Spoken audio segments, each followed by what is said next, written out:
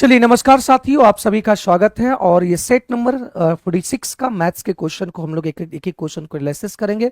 और आज के क्वेश्चंस में बहुत बढ़िया सवाल दिए हुए हैं, सारे सवाल एकदम बहुत बहुत बढ़िया है। ठीक है, चलिए आगे बढ़ते हैं कि चीजों को देखते हुए ओ केंद्र वाले एक वृत्त के बाहर किसी बिंदु P से पी ए और पी बी पर स्पर्श रेख किया गया। एक बात समझना कि एक सर्कल है, ये आपका एक सर्कल है और कोई एक बाह्य बिंदु से क्या हुआ कि यहां से कोई एक बाह्य बिंदु है और बाह्य बिंदु से यहां पे स्पर्श करता है ना। कोई बाह्य बिंदु से एक बाह्य स्पर्श कर रहा है, सर्कल को स्पर्श कर रहा है सर्कल को, है ना।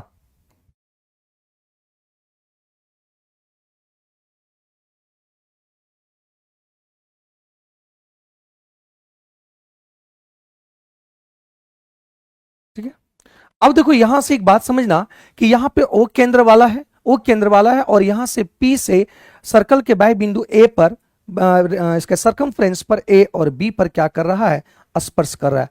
तो जब स्पर्श करा और ए और बी दो बिंदु है आपका इस पे, और ए पी बी का मान अगर ये 30 दिया हुआ है तो याद रखना कि ये भी एंगल जो होगा, ये एंगल जब इसको मिला देंगे यहां से, ये एंगल और ये एंगल जो होंगे, याद रखना कि एक चक्रीय चतुर्भुज बनता है और चक्रीय चतुर्भुज के आमने सामने का कोण होता है 180 डिग्री। जब ये 30 होगा तो ये आपका 150 होगा। अब जब ये 150 होगा मेरे भाई, आप जानते हैं कि ये और ये त्रिज्या है, त्रिज्या बराबर होगा, तो ये एंगल और ये एंगल भी आपका क्या होगा, बराबर होगा।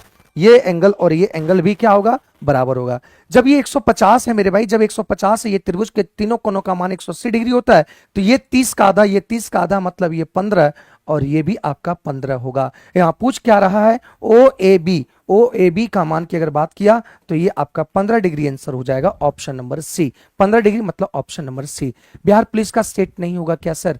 बिहार पुलिस का सेट होगा, सैटरडे संडे होता है बिहार पुलिस। कितने बजे से? 9:30 से बिहार पुलिस का सेट आपका सैटरडे और संडे होता है। ठीक है भाई, सैटरडे संडे होता है। अब एक बात समझना कि एक वस्तु की कीमत 40,000 रखी गई, एक खुदरा व्यापारी पहले 62% कीमत पर 10% की छूट देते हैं।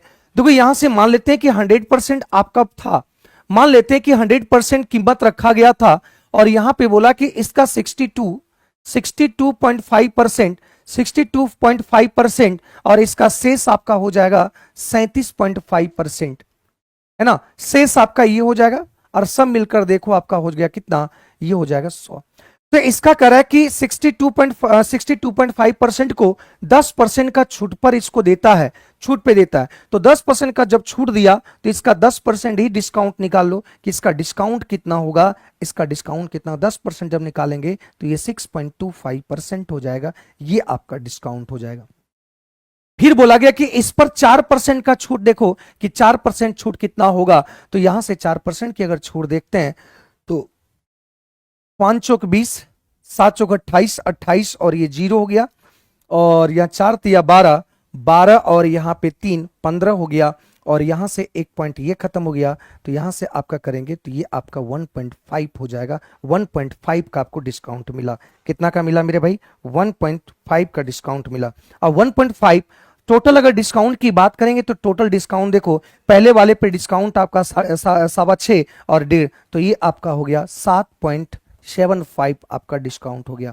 तो ये आपका टोटल जो है 100 है, टोटल 100 रुपया है और 100 पर आपको ये डिस्काउंट मिला है। तो 7.75 बटा 100 गुणा 100%, तो यही आंसर हो जाएगा आपका कितना, 7.75%। ऑप्शन नंबर बी हो जाएगा, ऑप्शन नंबर बी इसका सही आंसर होगा। क्लियर है? ऑप्शन नंबर बी इसका सही आंसर हो जाएगा और ये आंसर आप देख पा रहे हैं बहुत अच्छे तरीके से। ठीक है, कोई दिक्कत यहां तक? बोलो भाई, बात समझ पाए कि नहीं? इसका कोई मतलब नहीं, क्योंकि जब भी अगर यहां पे इसका जब भी परसेंटेज में पूछा जाए, परसेंटेज में पूछा जाए तो कंफर्म वैल्यू से कोई मतलब नहीं रखेंगे, कंफर्म वैल्यू से कोई मतलब यहां पे नहीं रखना है, इस बात को ध्यान देना। ठीक है, अगले सवाल की बात करते हैं और अगले सवाल देखो, यहां से याद रखना, यहां पे साइन स्क्वायर थीटा 1 और प्लस साइन स्क्वायर थीटा 2 ये 1 होगा जब कहेंगे थीटा 1 और थीटा 2 ये आपका 90 डिग्री होगा। ये भी आपका हो जाएगा कॉस स्क्वायर थीटा 1 और कॉस स्क्वायर थीटा 2 ये भी आपका 1 होगा जब कहेंगे कि ये 90 डिग्री हो जाएगा, थीटा 1 प्लस थीटा 2। तो यहां से एक बात समझो कि ये आपका टोटल 1 होगा और ये भी आपका टोटल 1 होगा, क्योंकि यहां पे 24 और 66 हो जाता है आपका कितना, 90, मतलब 1/1 आ गया प्लस।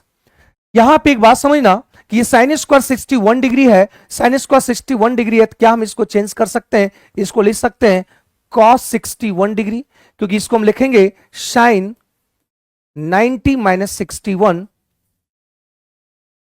तो यहां से हो जाएगा cos 61 हो जाएगा, cos 61 और cos 61, तो ये आपका हो जाएगा आपका यहां से साइन स्क्वायर 61 और ये आपका हो जाएगा cos 61, तो यह आंसर होगा कितना 1, तो ये भी आपका 1 हो जाएगा, तो 1 1 आपका 2 answer option number A, option number A इसका सही आंसर हो गया।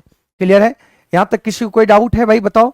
और हम जानते हैं आइडेंटिटी, हम भी जानते हैं कि साइन स्क्वायर थीटा और यहां पे कॉस स्क्वायर थीटा ये 1 होता है, इस बात को ध्यान देना, ठीक है।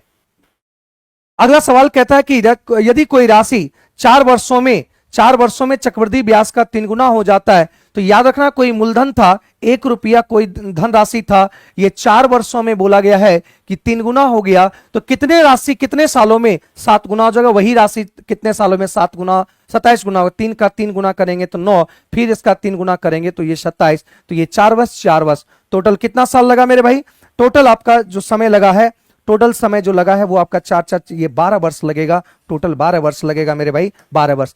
1 रुपया था 4 साल में 3 गुना, तो अगला भी 4 साल में 3 गुना, अगला भी 4 साल में 3 गुना होते चल जाएगा, तो प्रीवियस का 3 गुना होते जाएगा, 3 गुना ये 27 गुना होने के लिए, मतलब 1 से 27 गुना होने के लिए टोटल कितना सालों की जरूरत पड़ेगा, 12 सालों की जरूरत पड़ा, 12 सालों की जरूरत पड़ा, ठीक है।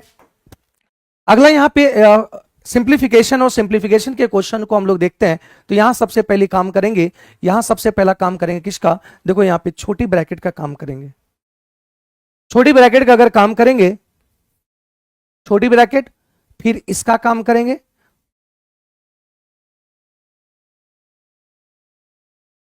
इसका काम करेंगे, ठीक है, तो ये मंझली ब्रैकेट भी काम खत्म हो जाएगा।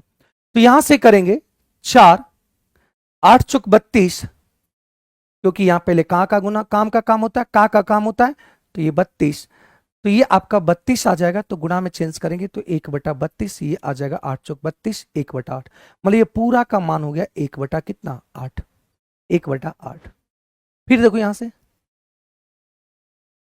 पहले एक भागा काम होगा, तो 4 गुना भाग का काम करें उलट के लिखेंगे तो ये आ गया 2, तो ये 1/8, ये 1/8 प्लस 4 और माइनस हो गया 4 दूनी कितना 8, तो यहां पे आपका सॉल्यूशन देखने को मिला कि ये आपका सॉल्यूशन हो जाएगा, 8 में से 4 गया तो माइनस आपका 4 हो गया, और 8 चुक 32, तो 32 और 1 घट गया, तो ये आ गया इतना, मतलब ये टोटल आपका जो मंझली ब्रैकेट का आपका यहां से यहां तक हो गया, तो यहां से यहां तक आ गया आपका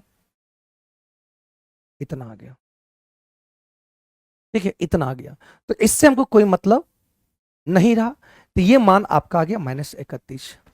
अब देखो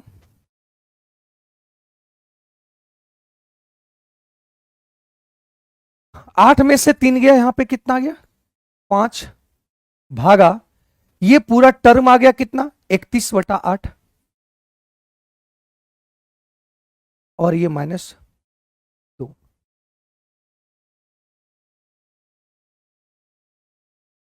ठीक है, -2 आ जाएगा। तो यहां से देखो पहले ऊपर वाला ही काम कर लेंगे,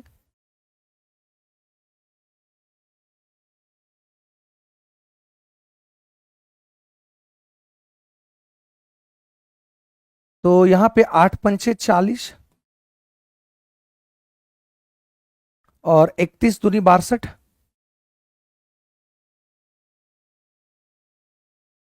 गुणा में जब चेंज करें तो ये पलट जाएगा,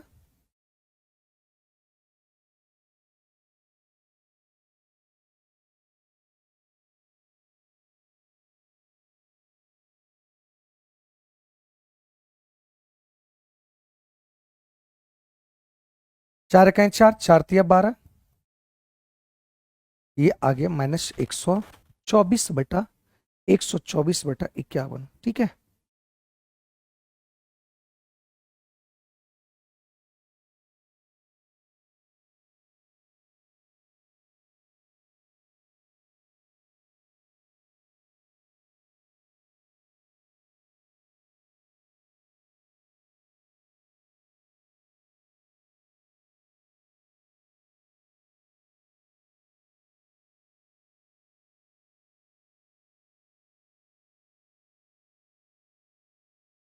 कहां से क्वेश्चन डाल दिया ये? सेट में है आप लोग का, सेट में ये क्वेश्चंस आप लोग के सेट में है भाई, पता ना?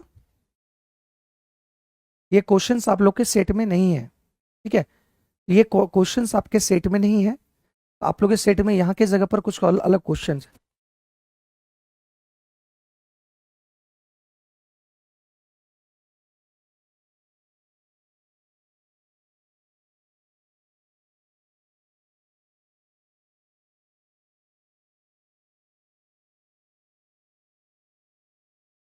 ठीक है, ऊपर ये आ गया। अब इसको सॉल्व कर दो, यहां से ऊपर वाला आपका इतना आ गया 124/51।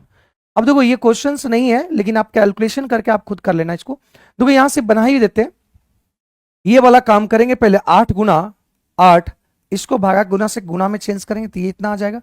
8 गुना, पहले का काम होगा 8 दूनी 16, तो 1/16 और ये 7 आ जाएगा। तो यहां से आपका कट गया आपका 2 बार में 8 दूनी 16, और ये कट जाएगा आपका 2 बार में -1/2, और ये आ जाएगा 7।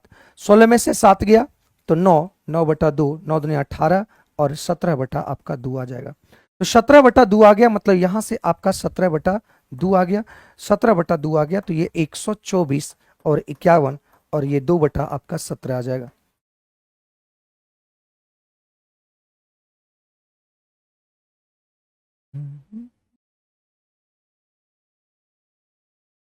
बारह नंबर का ये क्वेश्चन है नहीं है, यहाँ पे कुछ और क्वेश्चन है। चलो रहने देते, इसको देख लेंगे, कहीं से आप मिस्टेक हुआ हो थोड़ा बहुत तो ये देख लेना, ठीक है? चलिए ये देखो, रीजनिंग का क्वेश्चन इसमें डाल दिया गया है, रीजनिंग का क्वेश्चन इसमें डाल दिया गया है। यहां पे देखो, यदि कह रहा है कि x-4 x इतना दे रखा है, वो दे रखा है, तो x का मान क्या होगा? थोड़ा सा बात ध्यान रखना, कॉन्सेप्ट को ध्यान रखना।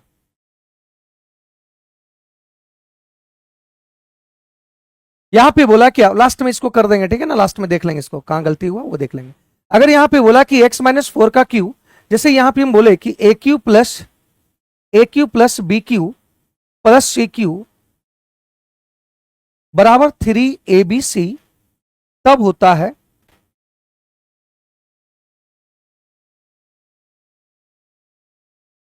जब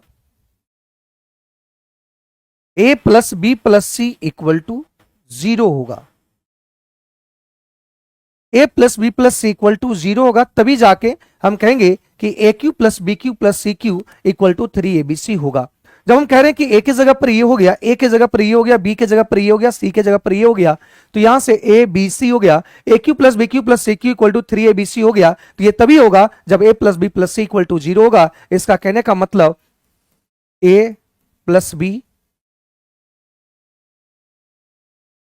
इक्वल टू 0, x यहां 3x हो गया, और यहां से 5 4 9 12, इधर आ गया 12, तो x बराबर हो गया कितना? 4, मतलब x बराबर 4, ऑप्शन नंबर बी आ गया। x बराबर 4, ऑप्शन नंबर बी हो गया। x बराबर 4, ऑप्शन नंबर बी आ गया। 26 का आंसर आपका हो गया कितना? B is the right answer, B इसका सही आंसर हो जाएगा, ठीक है? आगे बात बोला कि 5 सेंटीमीटर त्रिज्या वाले एक गोले को पिघलाकर 2 सेंटीमीटर त्रिज्या वाले गोले में ढाला जाता है, इस प्रकार कितने पूर्णांक बनेंगे? तो याद रखना कि बड़े गोले का आयतन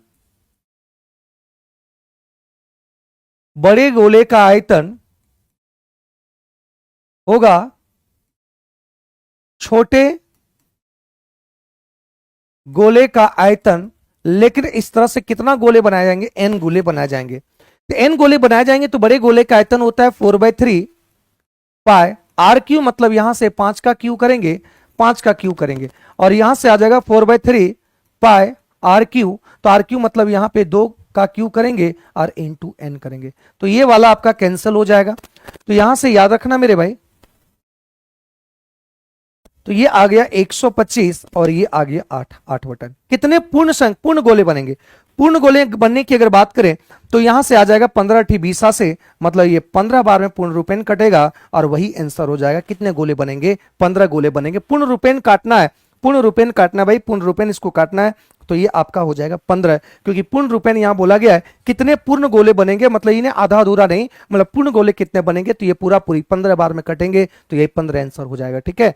अगले सवाल की बात करते हैं। अगले सवाल देखो, ये सिंप्लीफिकेशन है ना, ये सिंप्लीफिकेशन का सवाल फिर से दिया है, तो कुछ नहीं करना है, सबसे पहला यहां पे काम करेंगे। तो यहां 2 दूनी 4 1 5, 5 बटा आपका 2 हो गया और ये प्लस 3/4 हो गया, तो यहां से आप करेंगे तो 12 हो गया, है ना। 5/2, 5/2 और ये 3/4 हो गया, तो यहां से लेंगे तो ये 4, 2 दूनी 4 तो 5 दूनी 10 और ये 3, मतलब ये 13/4 हो गया। मतलब ये छोटी ब्रैकेट की अगर बात करें तो ये पूरा आपका हो गया 13/4। मंझली ब्रैकेट की बात करें 4×3=12, 12×1=13, 13/3 और माइनस ये पूरा टर्म आ गया कितना 13/4। तो यहां से आ जाएगा 4×3=12, तो 4×3=12 मतलब 3×4=12 तो 13, 13×4=52, 3×4 तो 13×4=52 और ये 4×3=13, 39 हो गया, मतलब ये 13 आपका कितना हो गया 12 हो गया। मतलब ये पूरा मान आपका कितना हो गया 13/12। अब यहां पे बोला 6×2=12, 12×1=13, 13/6 और भागा में इसको गुणा में चेंज करेंगे तो ये पूरा टर्म 13/12 है, तो ये आपका 12/13 हो जाएगा, तो ये कट जाएगा और ये कट जाएगा 2 बार में, मतलब ये पूरा मान आपका यहां से यहां तक हो गया कितना 2। तो 9×4=36, 36 और 3 39/4 और ये आपका हो जाएगा +2, तो यहां से आ जाएगा 8, 4×2=8, 9×8=17 मतलब 47 आपका हो जाएगा कितना 4। इसका सही आंसर हो गया option number C, option number C. मतलब ये याद रखना कि पहले छोटी ब्रैकेट का काम करेंगे, फिर मंझली ब्रैकेट, फिर बड़ी ब्रैकेट का काम करते हुए निकलेंगे, तो ये 47/4 आंसर हो गया 47/4। कह रहा एक व्यक्ति अपने कार्यालय जिस गति से घर वापस आता है उससे 1/4 गति से वो अपने कार्यालय जाता है। पूरे फेरे के दौरान औसत अगर चाल की बात करें तो औसत चाल आपका होता है 15/15 किलोमीटर पर आवर। तो कार्यालय जाने के दौरान गति कितना होगा ये आपको बताना है।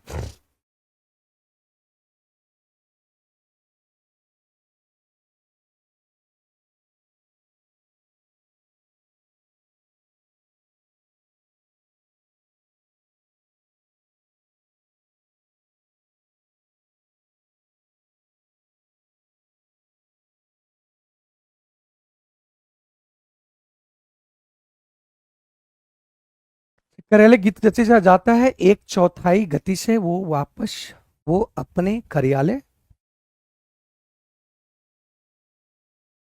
चलो देखो, यहां से गया गया और आया, सेमी डिस्टेंस को तय किया, मतलब जाने और आने में यहां पे देखने को मिला कि डिस्टेंस आपका क्या हुआ, सेम डिस्टेंस को तय किया, है ना, सेम डिस्टेंस को क्या किया तय किया। तो यहां पे आपसे बोला गया कि औसत चाल कब निकलेगा, तो औसत चाल बराबर क्या होता है, औसत चाल बराबर होता है, ये औसत चाल दे रखा है 15 किलोमीटर पर आवर, तो हम लोग के अनुसार होता है टोटल डिस्टेंस बटा टोटल टाइम। टोटल डिस्टेंस, तो टोटल डिस्टेंस मान लेते हैं कि दूरी आपका डी है। अब जब गया तो ये x किलोमीटर प्रति घंटे की रफ्तार से गया, मतलब गया और कह रहे इसका 1/4 से वो अपने कार्यालय वापस आता है, मतलब ये गया था 4x से, मतलब गति से घर वापस आता है, उससे 1/4 गति से वो अपने कार्यालय जाता है। 1/4 मतलब गया ये x से और आया है 4x से, तभी इसका 1/4 करेगी तो ये आएगा। तो यहां से डिस्टेंस की अगर बात करते हैं तो d आपका हो गया जाने और आने में 2d, जाने आने में 2d, और यहां से अगर बात करें टोटल डिस्टेंस तो यहां पे d को x से डिवाइड कर देंगे, फिर d को कितना 4x से, गया था इतना समय से आया इतना समय से, तो टोटल आपका 15 हो गया। तो यहां से आपका हो जाएगा 2d, तो देखो यहां से dd कॉमन होकर कैंसिल हो जाएगा, dd कॉमन होकर कैंसिल हो जाएगा, तो यहां पे 2, तो 4x यहां पे आ जाएगा, तो 4x ऊपर चला जाएगा और यहां से आपका निकालें x, 4 यहां पे 4 कर देंगे और 4 कहीं 4, तो यहां पे 1 कर देंगे, तो यहां से आपका आ गया 8x और 15×5 = 75, तो x बराबर हो जाएगा कितना 75/8 किलोमीटर पर आवर।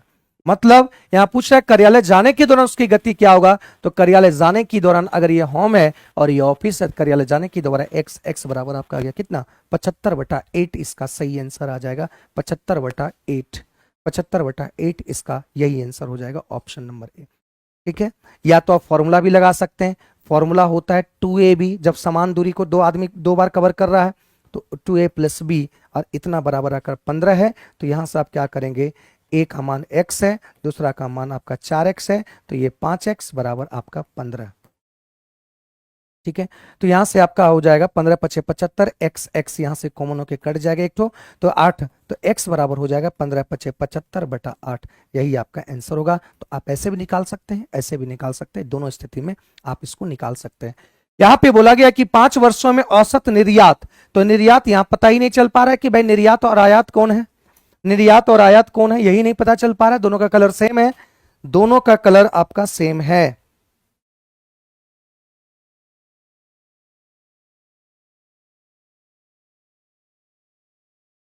देखो ये वाला आपका निर्यात होगा, ये निर्यात होगा, ये निर्यात होगा, ये निर्यात है, ये निर्यात है, ये निर्यात है, मतलब ब्लू वाला आपका निर्यात है। तो निर्यात का अगर औसत निकालते हैं,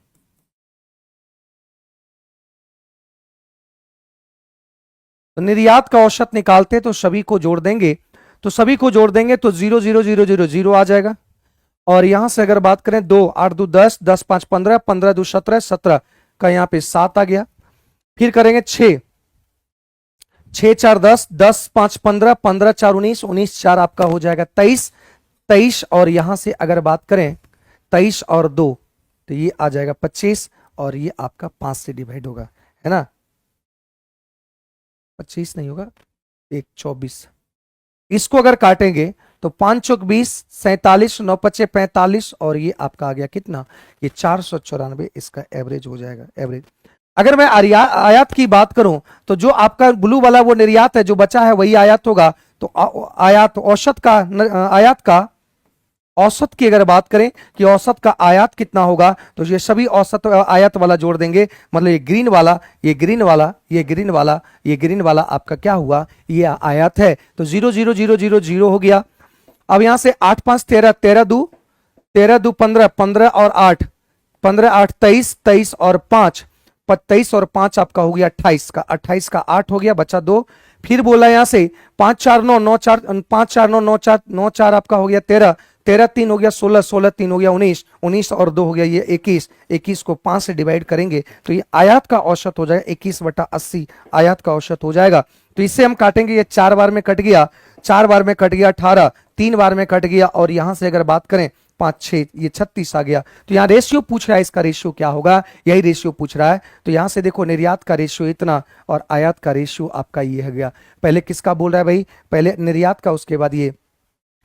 तो इसको 4 से काट दो, पहले 4 से कटेगा क्या, 88 92 4 से नहीं कटेगा, 2 से काट दो इसको, तो 2 दूनी 4 दूनी 8, ये 7 हो गया और 4 से 2 1 और 8 218।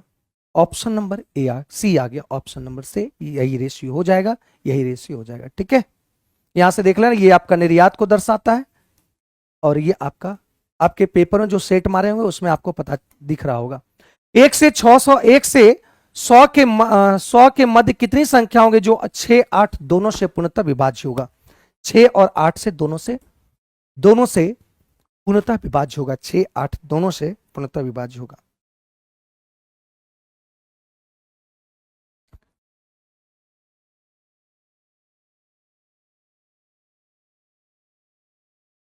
छह और 8 दोनों से, मतलब यह कहता है कि 6 या 8 से, तो पहले 6 से चेक करते हैं फिर 8 से चेक करते हैं। लेकिन यहां पे बोला गया है कि 6 और 8 दोनों से, मतलब वह संख्या 6 से भी कटना चाहिए 8 से भी कटना चाहिए, तो 6 8 का क्या लेंगे, एलसीएम लेंगे। 6 8 का एलसीएम लेंगे तो ये 24 आएगा।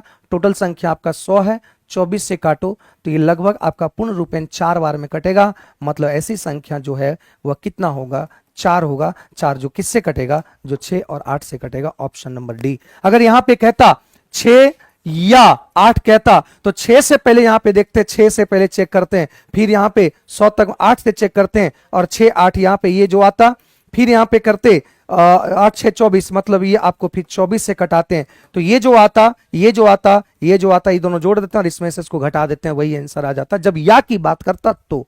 लेकिन यहां और की बात है, यहां पे और की बात है, इसलिए यहां पे आपका क्या हो जाएगा, ये आ जाएगा। ठीक है, एलसीएम लेकर इसको डिवाइड कर देंगे। वह छोटी से छोटी संख्या ज्ञात करें जो 10 14 28 से विभाजित होने पर एक पूर्ण वर्ग है, वह एक पूर्ण वर्ग है जो 10 14 28 से कटेंगे। तो तेरे को पहले बाय ऑप्शन इसको सॉल्व करते हैं, बाय ऑप्शन सॉल्व करते हैं। मतलब ये 14 से भी कटेगा 28 से भी कटेगा, तो 28 से कटने का मतलब सब संख्या 4 से कटना चाहिए, कट रहा है भाई। और ये अगर 14 7 मतलब इसके अंदर 7 भी है, जब 28 से कटेगा तो 7 से भी कटेगा, तो 7 7 दूनी 14, 7 अठी 56, ये कट रहा है, ये 7 से कट रहा है, 7 से कट रहा है, ये 7 दूनी 14 46, ये 7 से नहीं कटेगा, ये 7 से कट रहा है, ये 7 से कट रहा है, 28 से भी कट रहा है, 10 से भी कट रहा है, मतलब ये भी आपका है ना, सब कट रहा है, 10 से 14 से 28 से। तो आपको देखना है यहां से करा हुआ छोटी संख्या, तो 1 2 3, वैसी कौन सी संख्या जो पूर्ण वर्ग बनेगा, तो बताओ, ये तो पूर्ण वर्ग नहीं बनेगा, इसको हटा दो। पूर्ण वर्ग मतलब जिसका रूट निकल सकता है, तो या तो ये होगा या तो ये होगा, लेकिन छोटी संख्या बोला गया तो ऑप्शन नंबर ये हो जाएगा, ऑप्शन नंबर ये हो जाएगा। ठीक है, ऑप्शन नंबर सी इसका सही आंसर हो जाएगा, ऑप्शन नंबर सी। ठीक है, ऑप्शन नंबर सी। ठीक है,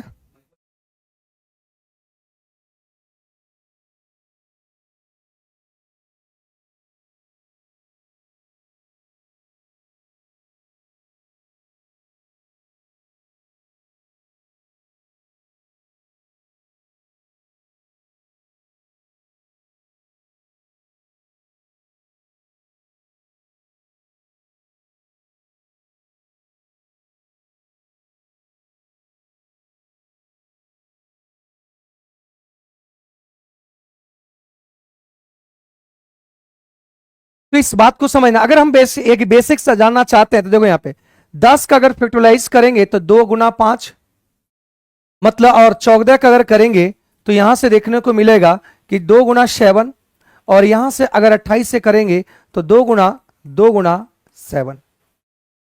तो यहां से देखो, 2 2 कॉमन हुआ। ठीक है, यहां पे देखो 7 कॉमन नहीं हो, कोई कॉमन नहीं हो रहा है, तो कॉमन नहीं हुआ,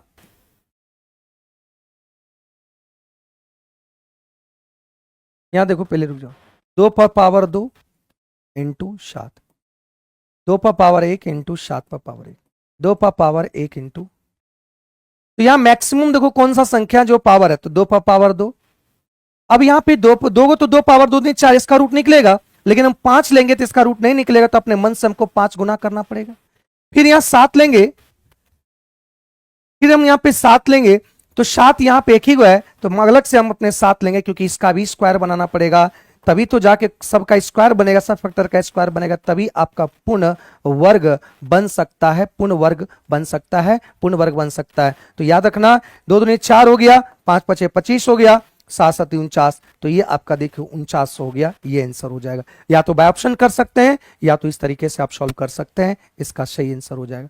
अब करें दो संख्याओं का अनुपात आपका 5 आपका 3 दे रखा है, इनके बीच का अंतर ये है, तो इनके बीच का अंतर देखो, यहाँ 2 है, 2 बराबर आपका 50 है, तो 1 बराबर आपका क्या कर रहा है, 25 है। तो यहां से एक बात समझो, करे इसका गुणनफल कितना होगा, तो 25 पंचे 125, और यहां से 25 दिया 75, तो यहां से आपको गुणनफल बोल रहा है कि गुणनफल कितना होगा, यही आपको गुणा करके देना है। तो 7 से गुणा करेंगे, 7 पच्चे 7 से गुणा करेंगे, तो 7 पच्चे 35, 35 का 5 और 12 सत्ती 84, 12 सत्ती 84, 84, और ये आपका हो गया 87। 5 से गुणा करेंगे भाई, तो ये आ जाएगा 25, 125, 5 625, तो 5 7 713, और ये इतना आ जाएगा 9375, ऑप्शन नंबर ये आ जाएगा, इसका गुणा करेंगे। ठीक है, मतलब पहली और ये संख्या और ये संख्या को गुणा करेंगे तो इतना आंसर हो जाएगा, ऑप्शन नंबर 9375 इसका सही आंसर। अब करें वो किस मान के लिए 8 11 इतना के लिए माध्य आपका ये होगा, तो x के किस मान के लिए माध्य इतना होगा, तो माध्य बराबर होता है, जानते हैं मेरे दोस्त, माध्य बराबर होता है योग को संख्या से डिवाइड करो। तो माध्य आपका दे रखा है 12.5, तो योग की अगर बात करें, सभी को जोड़ दो यहां से यहां तक, तो देखो यहां से कैसे जोड़ेंगे, 19 और 11 आपका 30, 30 10 आपका हो गया 30 और 10 40, 40 और 20 50, 50 50, और यहां पे 8 ले लो, तो 50 और यहां पे 8 ले लेंगे, तो 50 और 8 ले लेंगे, तो यहां पे हो जाएगा आपका 30 ले लेंगे, 80, 80 और यहां पे 1 51, 80 81, 81 प्लस आपका x हो जाएगा, और संख्या 3 3 6 2 8। ठीक है, ये आ जाएगा। 81, गलती की है क्या? 19, 30, 40, 40 और 30, 70, 70, 90 हो जाएगा, 91 हो जाएगा। ठीक है, अब यहां से हम गुणा करेंगे इसको, तो गुणा करेंगे तो यहां से आ जाएगा 25 80, 25 80 हो जाएगा, दूसरा मतलब 0,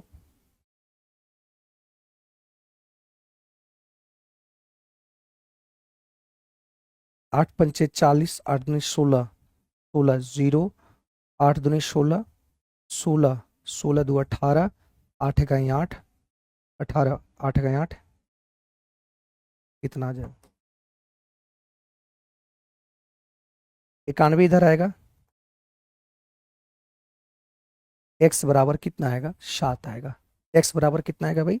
7 आएगा। ठीक है, एक धनराशि साधारण ब्याज की एक निश्चित दर पर 3 वर्ष से बढ़कर इतना हो जाता, 4 वर्ष से बढ़कर इतना हो जाता है, तो किस दर से हो जाएगा? तो याद रखना कि 3 वर्ष में ये हो जाता है 850, ये अमाउंट हो गया। तो एक बात बताओ कि 4 वर्ष में ये कितना हुआ? तो 4 वर्ष में 925 हो गया। तो 4 वर्ष में 925 हुआ, मतलब एक साल में, एक साल 3 से यहां 4 हो गया, मतलब एक वर्ष में अगर ब्याज की मैं बात करूं तो ब्याज आपका हो गया 75, मतलब एक साल में ब्याज 75 हो गया। तो 3 साल का जो ब्याज होगा वो बताओ कितना होगा मेरे भाई? तो 75 तिया आपका हो जाएगा कितना?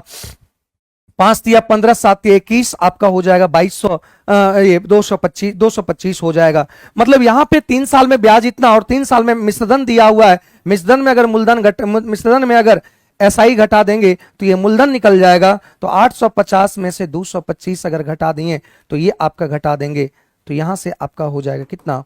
5, 4 में से 2, और यहां पे 8 में से 2 गया कितना? 625। इसका आंसर हो जाएगा ऑप्शन नंबर ए, यही हो जाएगा आपका मूलधन। ठीक है, सबसे पहले यहां पे हम लोग क्या किए, यहां पे निकाले एक साल का ब्याज कितना है 75, तो 3 साल का ब्याज कितना होगा 225, 3 साल में अमाउंट कितना हुआ, अमाउंट में सही घटा देंगे तो ये आ जाएगा। ठीक है, इसका आंसर हो जाएगा। अगर बात किया यहां पे कि 54 किलोमीटर पर आवर की चाल से चल रही 450 लंबी रेलगाड़ी को प्लेटफॉर्म पर खड़े किस आदमी को पार करने में कितना समय लगेगा? तो एक रेलगाड़ी चल रहा है, इसके चाल आपका 54 किलोमीटर पर आवर है और इसकी लंबाई आपका 450 मीटर है, और एक यहां पे खड़े एक व्यक्ति है, खड़े एक व्यक्ति इसको पार कर रहा है। तो पार करने में लगा समय की अगर बात करें कि समय कितना होगा, तो 450 54 गुना 5/18 कर देंगे तो ये समय निकल जाएगा, क्योंकि यहां पे 54 किलोमीटर में मीटर पर सेकंड में निकालना पड़ेगा। तो 18 तिया 54, 5 तिया 15, 15 तिया 45, मतलब ये आपका लग जाएगा कितना?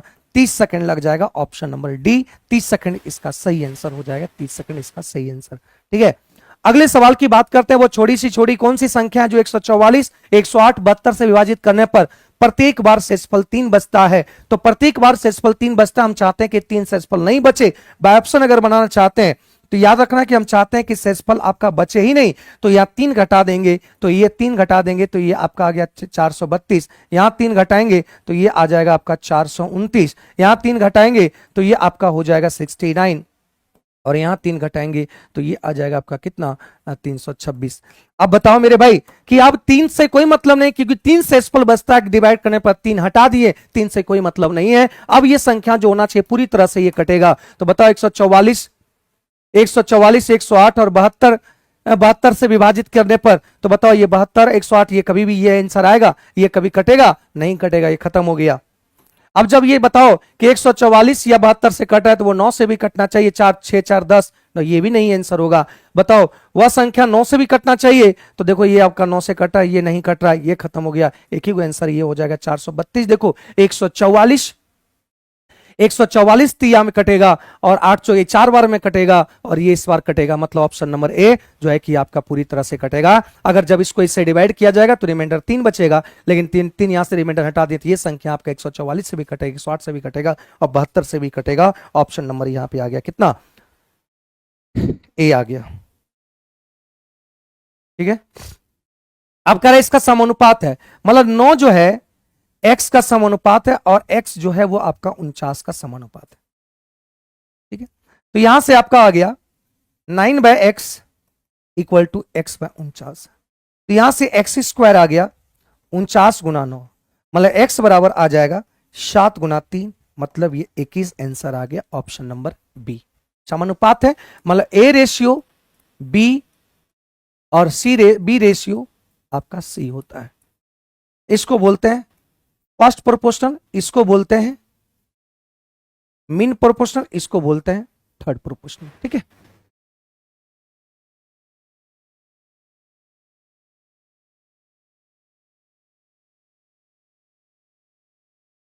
अब कह रहा राधा और वत्सल एक कारोबार में इतना इतना रुपया निवेश किया, तो राधा और वत्सल 36,000 और 42,000। तो यहां पे पहले रेशियो हटा दो, रेशियो निकालो, 6×6 = 36 और 7×6 = 42, मतलब ये निवेश का रेशियो है। निवेश का मतलब पूंजी का रेशियो है। सक्रिय भागीदारी होने के कारण राधा को कारोबार चलाने के लिए हर महीने इतना रुपया अतिरिक्त मिलता है। 3 वर्ष के बाद राधा को कुल इतना रुपया मिला। तो एक बात समझो, सक्रिय होने के लिए ये आपका जो राधा है, ये राधा जो है वो सक्रिय है, और ये क्या क्या वत्सल क्या क्या सिर्फ पूंजी लगा दिया। राधा सक्रिय और ये पूंजी लगा दिया, तो यहां पे कह रहा है ये इतना रुपया अतिरिक्त मिलता है, इसको भागीदारी में इतना रुपया अतिरिक्त मिलता है। तो 3 साल बाद इतना हुआ, तो हर महीने इतना मिल रहा है इसको। किसको? राधा को हर महीने मिल रहा है ना। यहां पे क्या हो रहा है कि राधा को हर महीने मिल रहा है, तो देखो भारतीय यहां पे कितना है 3 साल में, तो भारतीय 36 महीना मिलेगा इसको, तो 36 महीना गुना कर दो।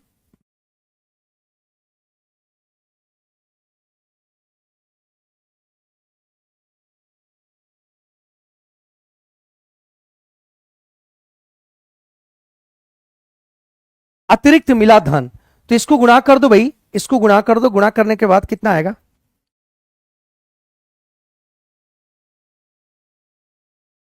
6×3 = 18, 6×3 = 18।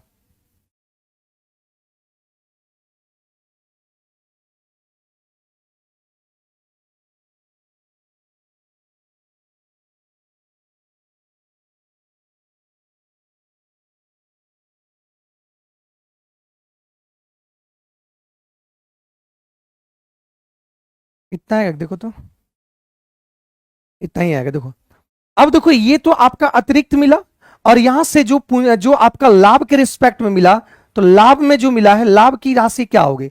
लाभ की राशि क्या होगा? तो लाभ की राशि किसका? राधा का लाभ का राशि क्या होगा? तो लाभ की राशि मतलब मिला है 31,500, लेकिन ये आपका अतिरिक्त मिला है 22,950। तो 0, 5, 14 में से 9 चल गया 5, तो यहां 10 में से 2 चल गया 8, तो ये आपको मिला है 8550 जो मिला है वो लाभ के रिस्पेक्ट में मिला है। ये लाभ के रिस्पेक्ट में मिला है। तो यहां देखो पूंजी, ये समय समान है, तो ये आपका पूंजी ही यहां पे कहेंगे लाभ हो जाएगा, क्योंकि लाभ बराबर होता है पूंजी गुना समय होता है। लाभ बराबर पूंजी गुना समय। तो यहां से देखो, यहां पे आपका 8 ये आ गया, ये किसको मिला मेरे भाई? तो ये मिला राधा को। राधा को टोटल कितना मिल रहा है? 6। तो यहां पूछ किसका रहा है कि उस अवधि के दौरान आपका वत्सल को कितना मिला है? तो 7 मिनट का निकालना है, तो 6 से इसको कट कर दो 6 से। 1 मिनट, तो 6 से कट करेंगे 1, 25, 6 चौक 24, 15, 6 दूनी 12, 6 पंचे 30, तो गुना होगा 7 पचे 35, 7 पचे 35, 7 दूनी 14, 3 17,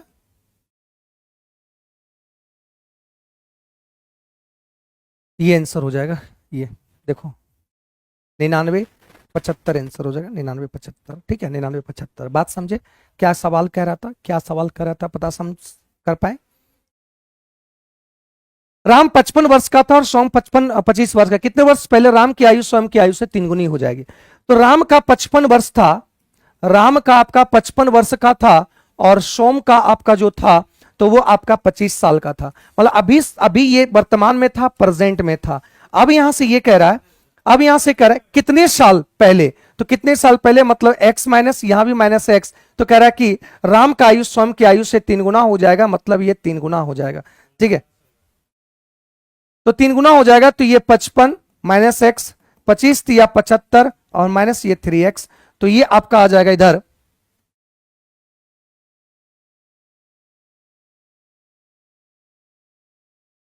x बराबर हो जाएगा कितना 10 हो जाएगा, x बराबर 10। तो x बराबर 10 हो जाएगा मेरे भाई, तो कितने साल पहले आपका 3 गुना हो जाएगा, तो ये 10x मतलब 10 वर्ष बाद ये 3 गुना हो जाएगा, ये बोल रहा है। और ये क्लियर, ये 73,000 की राशि, 73,000 की राशि 10 माह का साधारण ब्याज कितना होगा, तो 73,000 जो है इस पर ब्याज निकालना है, तो ब्याज एक सा ब्याज होता है, एसआई होता है, जानते हैं, आरटी परसेंट होता है। तो यहां पे 13 तिया 39, 39 और 1, 39 1 40, 40/3 और परसेंटेज को निकालेंगे गुना 100, और 10 महीना मतलब ये 10 महीना मतलब 1 साल का करेंगे, तो इसको 12 से डिवाइड करेंगे।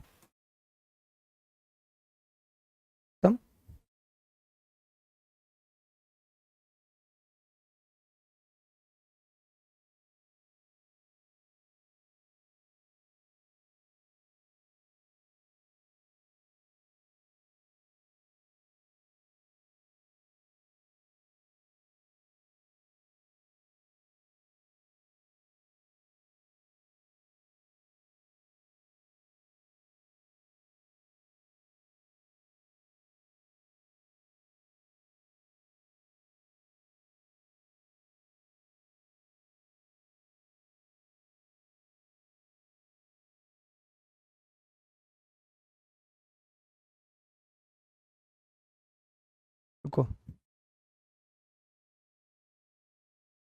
यहां पे आरटी 13 तिया 39, 39 1 40,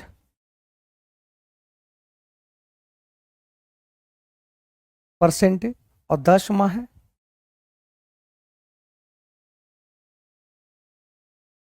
तो 0 0 ये खत्म हो गया, 4 तिया 12, मतलब इसका जो ब्याज आएगा 3 तिया 9, 1/3 आएगा इसका ब्याज, 3 आएगा। मतलब यहां से जब एसआई होगा तो मूलधन का 1/3 करेंगे, तो मूलधन आपका इतना है, इसका 1/3 करेंगे, 1/3 करेंगे तो लगभग आपको निकालना है, तो ये आपका आ गया 8 9 72, 8 9 72। तो देखो एक ही को यूनिट डिजिट आपका, देखो फर्स्ट में 8 है, ऑप्शन नंबर ये 8 11 11, यही आंसर हो जाएगा। गुणा करने की, सॉल्व करने की कोई जरूरत नहीं होगा, सॉल्व आपको करना यहाँ पे है नहीं, ठीक है। ये बात समझना, लगभग लगभग आपका आंसर ये आ जाएगा, लगभग बोलना, पॉइंट के बाद आपको नहीं लेना है, ठीक है। 2 पाइप 10 और 15 घंटा में भर सकता है, 2 पाइप है ए और बी, और ये आपका 10 घंटा में और ये 15 घंटा में भर सकता है, जबकि एक तीसरा पाइप भरे टंकी को भरे टंकी को कर रहा है कि ये खाली कर रहा है कितना, 8 घंटे में खाली कर रहा है। नेगेटिव हो जाएगा, ये पॉजिटिव ये पॉजिटिव। तो सबसे पहले हम क्षमता निकालते हैं कि क्षमता है कितना, तो क्षमता की बात करेंगे तो 15 8 और 20 कैल्शियम हो जाएगा 120, ये आ जाएगा। तो 12 15 ठी 20 से, और ये आ जाएगा आपका 15 ठी 20 से, मतलब ये आ गया, ये खाली करेगा। अब कह रहे हैं यहां से यदि वे सभी पाइप एक साथ चला दिए, टंकी भरने में कितना समय लगेगा, तो टंकी भरने में जो समय लगा a + b - c हो जाए, क्योंकि ये खाली कर रहा है, तो 120। तो यहां से देखो 12 8 आपका हो जाएगा कितना, 12 8 आपका हो जाएगा 20, ये 15 घट जाएगा 24, कितने घंटे लगेंगे, 24 घंटे लगेंगे, 24 आवर्स लगेगा, 24 आवर्स लगेगा, ठीक है। कह कि 76 किलोमीटर प्रति घंटे की गति से चलने वाली 450 मीटर लंबे प्लेटफॉर्म को 27 सेकंड में पार कर जाता है। तो 450 मीटर प्लेटफॉर्म को पार करने में 450 मीटर प्लेटफॉर्म और ट्रेन की खुद की लंबाई क्रॉस करेगा दोनों, तो यहां कह रहा है कि 76 किलोमीटर मतलब 5/18 कर देंगे, और कितने सेकंड में, 27 सेकंड में, बस यही करा है। तो ये भी आपका डिस्टेंस हो जाएगा, ये भी डिस्टेंस हो जाएगा। तो यहां पे 9 तिया 27, 9 दूनी 18, और ये कट जाएगा आपका कितना, 38 दूरी, ठीक है। तो यहां से 450 प्लस टी, और ये आ जाएगा आपका 15 ठी 20 से, 15 तिया 45, 45 और 12, तो 45 और 12 हो जाएगा आपका इतना। तो टी बराबर हो जाएगा वो 021, 120 मीटर ट्रेन की लंबाई है, 120 मीटर ट्रेन की लंबाई है, 120 मीटर ट्रेन की लंबाई होगा, ठीक है।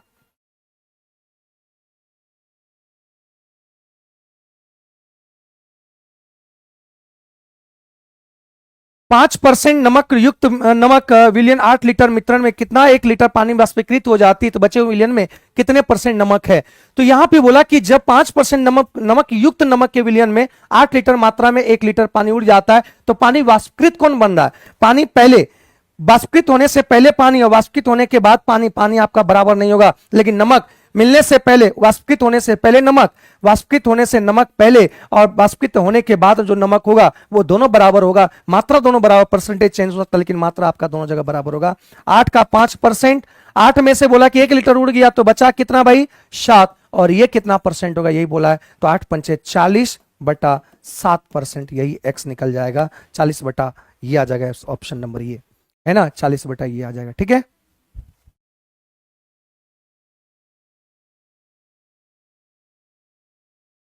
सर आपका क्लास कहां से होता है? ये तो स्टूडियो से होता है मेरे भाई, ये तो स्टूडियो से क्लास होता है, पटना। बात समझे? मतलब यहां पे बोला कि नमक है, ये घोल है, इसमें नमक घोल है 8 लीटर का है, इसमें कह रहा है कि 5% क्या है नमक है। अब यहां से मान लेते हैं कि इस तरीके से आपका यहां पे गर्म कर देते हैं, यहां पे आग लगा देते हैं, तो आग लगाएंगे तो पानी वाष्पीकृत हो जाएगा, लेकिन नमक क्या होगा उतना ही रहेगा। तो गर्म करने से पहले नमक और गर्म करने के बाद नमक, नमक की मात्रा हमेशा बराबर हो, क्योंकि वाष्पीकृत क्या होता है, पानी होता है, नमक नहीं होता है। तो 8 लीटर में 5% नमक था, तो वाष्पीकृत होने के बाद भी नमक आपका यहाँ पे 1 लीटर पानी उड़ गया तो बचा 7, 7 में x% नमक होगा। नमक मिला पहले और नमक बाद में, दोनों जगह बराबर होगा, इसलिए x वैल्यू निकाल दिए। ठीक है, यहां से बोला गया है इनमें से कौन सा विकल्प गलत है, कौन सा विकल्प गलत है? माध्य और बहुलक। अगर माध्य और बहुलक निकालेंगे तो पहले यहां पे माध्य निकाल लो, अलग अलग सब निकाल लो। माध्य अगर निकालेंगे तो सभी को जोड़ दो, 5 4 9 3 12, 12 8 20, 20 और 6 6 12 32, 32 और 4 36, 3 39, 41, 41 5 46, 46 3 46 3 आपका 49, 49 3 49 और 3 आपका 52 हो जाएगा। 52 को किससे डिवाइड करेंगे? 3 3 6 3 9 और 4 13 से डिवाइड करेंगे तो 13। अगर यहां पे बहुलक निकालेंगे तो बहुलक निकालेंगे, सबसे ज्यादा बार कौन आया है? 4 4 5 5 3 3 3, बहुलक मैक्सिमम टाइम आया 3, तो बहुलक हो गया। माध्यिका अगर निकालेंगे तो माध्यिका निकालेंगे तो यहां पे देखो 13 है तो 13 प्लस 1 7 आएगा, 7वां पद 1 1 1 2 3 4 5 6 और 7, ये आ जाएगा कितना 4। तो यहां से बोला कि माध्य और माध्यिका दोनों बराबर है, ये सही है।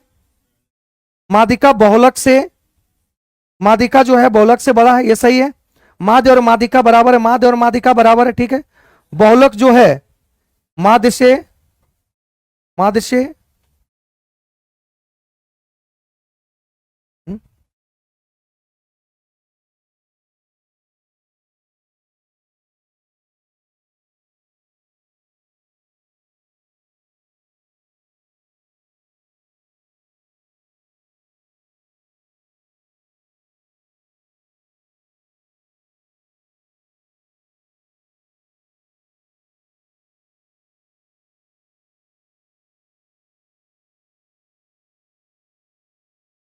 बहुलक और माध्य ये गलत हो जाएगा, दोनों आपको देखो अलग अलग है, ये आपका गलत हो जाएगा, ऑप्शन नंबर ए हो जाएगा, ऑप्शन नंबर ए हो जाएगा। यदि घन का पृष्ठीय क्षेत्रफल इतना तो आयतन कितना होगा? घन का पृष्ठीय क्षेत्रफल होता है 6a² और ये 10 आपका 14, 6 से काटेंगे 6 का 6, 4 41, 6 छक 36 और 9 छक 54, तो a बराबर हो जाएगा 13, तो a बराबर 13 हो जाएगा। तो यहां से इसका वॉल्यूम निकालना है a क्यू, मतलब 13 का क्यू निकालना है, 13 का क्यू हो जाएगा आपका 13 नंबर आपका होगा 17 से 7 और 13 छक 78, तो 78 आपका हो गया, 78 और 11 8 1 9, तो यहां पे देखो कौन सा आ रहा है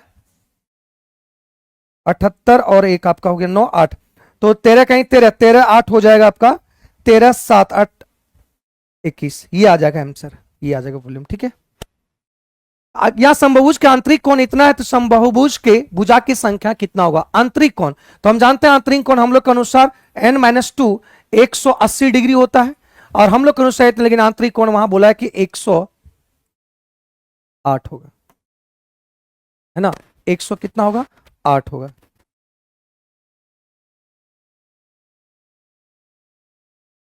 एक बहुभुज के आंतरिक कोण मतलब ये प्रत्येक का दिया हुआ है, तो ये n से डिवाइड करेंगे, ये होता है आपका प्रत्येक आंतरिक कोण, तो यहां तो गुणा करो जल्दी से फटाफट करो, तो ये आ जाएगा आपका 18 दहें और 8 छक, ये कट जाएगा आपका, ये कट जाएगा 5 और 3, तो 5n 10 और 3n, तो ये इधर आएगा 2n, n बराबर आपका 5 आ गया। Option number B, option number B आ जाएगा, ठीक है, ऑप्शन नंबर बी। 29 में कह रहा है कि वह बिंदु निर्देशांक ज्ञात करें जो इतना और इतना को जोड़ने वाली रेखा, मतलब ये कह रहा है कि यहां पे 2 और 4 एक निर्देशांक है और ये आपका इतना निर्देशांक है और यहां पे एक बिंदु आपको निकालना है, एक्स वाई इसका रेशियो 1:2 है। तो आप जानते होंगे मेरे भाई कि यहां पे अगर एक्स का निकालेंगे तो एक्स का निकालेंगे तो ये इसके साथ गुना होगा, 7 गुना 1 हो जाए 7 ही हो जाएगा और 2 दूनी 4 और बटा आपका 3। फिर यहां से करेंगे वाई वाला कोऑर्डिनेट से गुना करेंगे, इधर वाला इधर से गुना करेंगे 9 और ये गुना होगा 4 दूनी 8 और बटा आपका हो जाएगा कितना 3। तो यहाँ 4 3 4 11 बटा 3 और 9 8 17 17 बटा 3 और यही आंसर हो जाएगा, ऑप्शन नंबर सी हो जाएगा, ऑप्शन नंबर सी इसका सही आंसर होगा, ठीक है, सही। 30 का देखो यहां कर एक भूतल पर चट्टान के पाद बिंदु से 300 मीटर दूरी पर स्थित एक बिंदु है। तो एक चट्टान है ये और इसके भूतल से 300 मीटर की दूरी पर है स्थित एक बिंदु है। चट्टान से 60 डिग्री का कोण बनाता है। चट्टान का जो सीट ये 60 डिग्री बनाता है, हम जानते हैं इसका रेशियो √3 ये 1 होता है। 1 बराबर आपका हो जाएगा, निकालना क्या है ऊंचाई, तो ये आपका हो गया B is the right answer, B इसका सही आंसर हो गया। जनसंख्या इतना घटती है तो कह रहा है कि एक संख्या जब इतना % घटती है तो इतना हो जाता है। तो यहां से देखो काटो पहले, 22 दूनी 44 1 45 बटा 2 और गुणा 100 कर दो तो 15 यहां कट जाएगा, 9 पचे 45 और 20 पंचे 9 बटा 40, मतलब 40 टोटल संख्या। तो मान लो ये 40 आपका टोटल संख्या था, 9 घट गया तो ये आपका हो गया कितना, 9 घट गया तो ये आपका हो गया कितना 31 और यही 31 बराबर आपका दे रखा है 217। निकालना है संख्या 40 है ना, ये संख्या था मूल संख्या, ये घटा है इतना और ये घटने के बाद वाला संख्या। तो यहां से 31 से काटेंगे 7 7 चौक 28 240, ऑप्शन नंबर ये हो गया, ठीक है 280 इसका सही आंसर हो गया। तो आज की क्लास हम लोग देख पाए और खत्म हो गया, यहाँ तक कंप्लीट हो पाया, ठीक है, चलिए थैंक यू। तो आपका एनटीपीसी का डिस्कशन चल रहा है, सेट नंबर है 46 है ना। तो चलिए स्टार्ट करते हैं। अभी आपका साइंस और आर्ट्स का होना है। तो फर्स्ट क्वेश्चन क्या है देखिए, फर्स्ट क्वेश्चन है एकीकृत बाल संरक्षण योजना किस वर्ष शुरू की गई थी। एकीकृत बाल संरक्षण योजना किस वर्ष शुरू की गई थी। 2009 से 10, 16 से 17, 11 से 12 या 15 से 16, किस वर्ष शुरू की गई थी ये आपको बताना है। बताइए इसकी शुरुआत कब हुई थी। बाल संरक्षण अधिनियम की अगर हम बात करें, बाल संरक्षण अधिनियम की अगर बात करें तो कब का है, 1986 का है।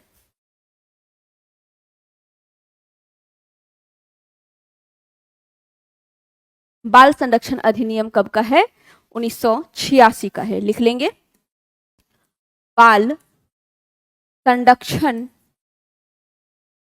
अधिनियम 1986, 1986, ठीक है 1986, ठीक है। बाल संरक्षण अधिनियम 1986 का है। महिला और बाल विकास विभाग की स्थापना कब की गई है। महिला और बाल विकास विभाग की स्थापना 2006 में की गई। महिला और बाल विकास विभाग, महिला और बाल विकास विभाग की स्थापना 2006 में की गई, 2006 में किया गया था। आपसे पूछा क्या गया, एकीकृत बाल संरक्षण योजना की शुरुआत कब की गई थी, ये आपसे पूछा गया है। तो 2009-10 वह साल है, 2009-10 आपका वह साल है जब इसकी शुरुआत की गई थी। 2009-10 आंसर हो जाएगा ऑप्शन नंबर ए, सही आंसर हो जाएगा ए। आगे चलिए क्वेश्चन नंबर 2, यंग बंगाल आंदोलन, यंग बंगाल आंदोलन किसने शुरू किया।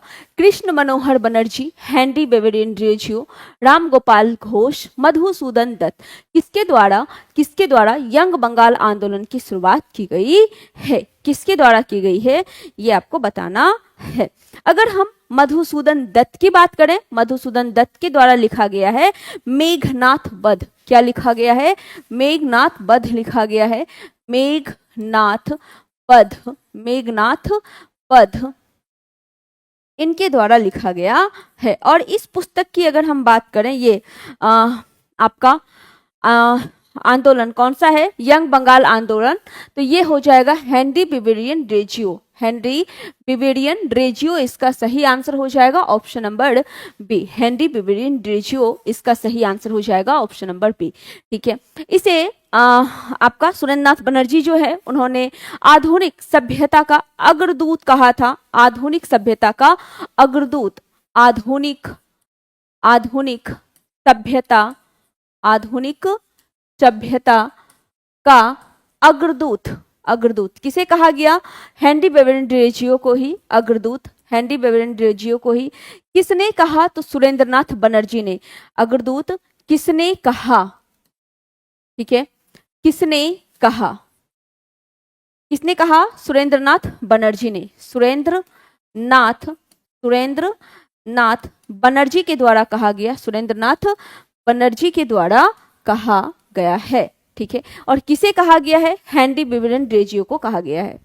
क्लियर है? चलिए आगे चलते। क्वेश्चन नंबर 3, भारत की संसद में पहला लोकपाल विधेयक कब पेश किया गया था? पहला लोकपाल विधेयक कब पेश किया गया था, ये आपको बताना है।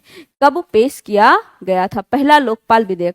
अगर हम लोकपाल की बात करें, लोकपाल की बात करें तो सबसे पहले लोकपाल कौन थे? पिनाकी चंद्र घोष थे, जो 2019 में बने थे। ठीक है, अगर हम यहाँ पे लोकपाल की बात करते हैं तो प्रथम लोकपाल कौन थे? प्रथम लोकपाल पिनाकी चंद्र घोष थे। पिनाकी चंद्र घोष थे, पिनाकी चंद्र घोष थे, पिनाकी चंद्र घोष प्रथम लोकपाल थे, प्रथम लोकपाल थे। ठीक है, प्रथम लोकपाल पिनाकी चंद्र घोष थे। कब बने थे? तो ये आपके 2019 में बने थे। 2019 में, कब? 2019 में बने थे। और सबसे पहले कहाँ पे? सबसे पहले स्वीडन में। सबसे पहले कहाँ? स्वीडन में लोकपाल का पद आया था। कब आया था? 1809 में आया था। और किस नाम से? ओम्बुड्समैन के नाम से। किस नाम से? ओम्बुड्समैन, ओम्बुड्समैन के नाम से आया था। ओम्बुड्समैन के नाम से आया था। ओम्बुड्समैन के नाम से आपका सबसे पहले कहाँ आया था? स्वीडन में आया था। सबसे पहले स्वीडन में आया था। तो लोकपाल विधेयक कब पेश किया गया? पहले बनने वाले तो 2019 में पिनाकी चंद्र घोष थे, लेकिन पेश कब किया गया ये पूछा गया है। कब पेश किया गया है? 1975 है, 1978 है, 72 है या 65 है? तो 1978 में। कब? 1968 में। कब? 1968 में किया गया। 1968 में किया गया। तो आंसर क्या होगा हमारा? ऑप्शन नंबर बी हो जाएगा, 1968 में किया गया था। आगे चलिए, क्वेश्चन नंबर 4, भारत में राष्ट्रीय आय की गणना, राष्ट्रीय आय की गणना किसके द्वारा की जाती है? किसके द्वारा की जाती है ये बताना है। ठीक है, किसके द्वारा की जाती है? भारत में राष्ट्रीय आय की गणना किसके द्वारा की जाती है, बताइए।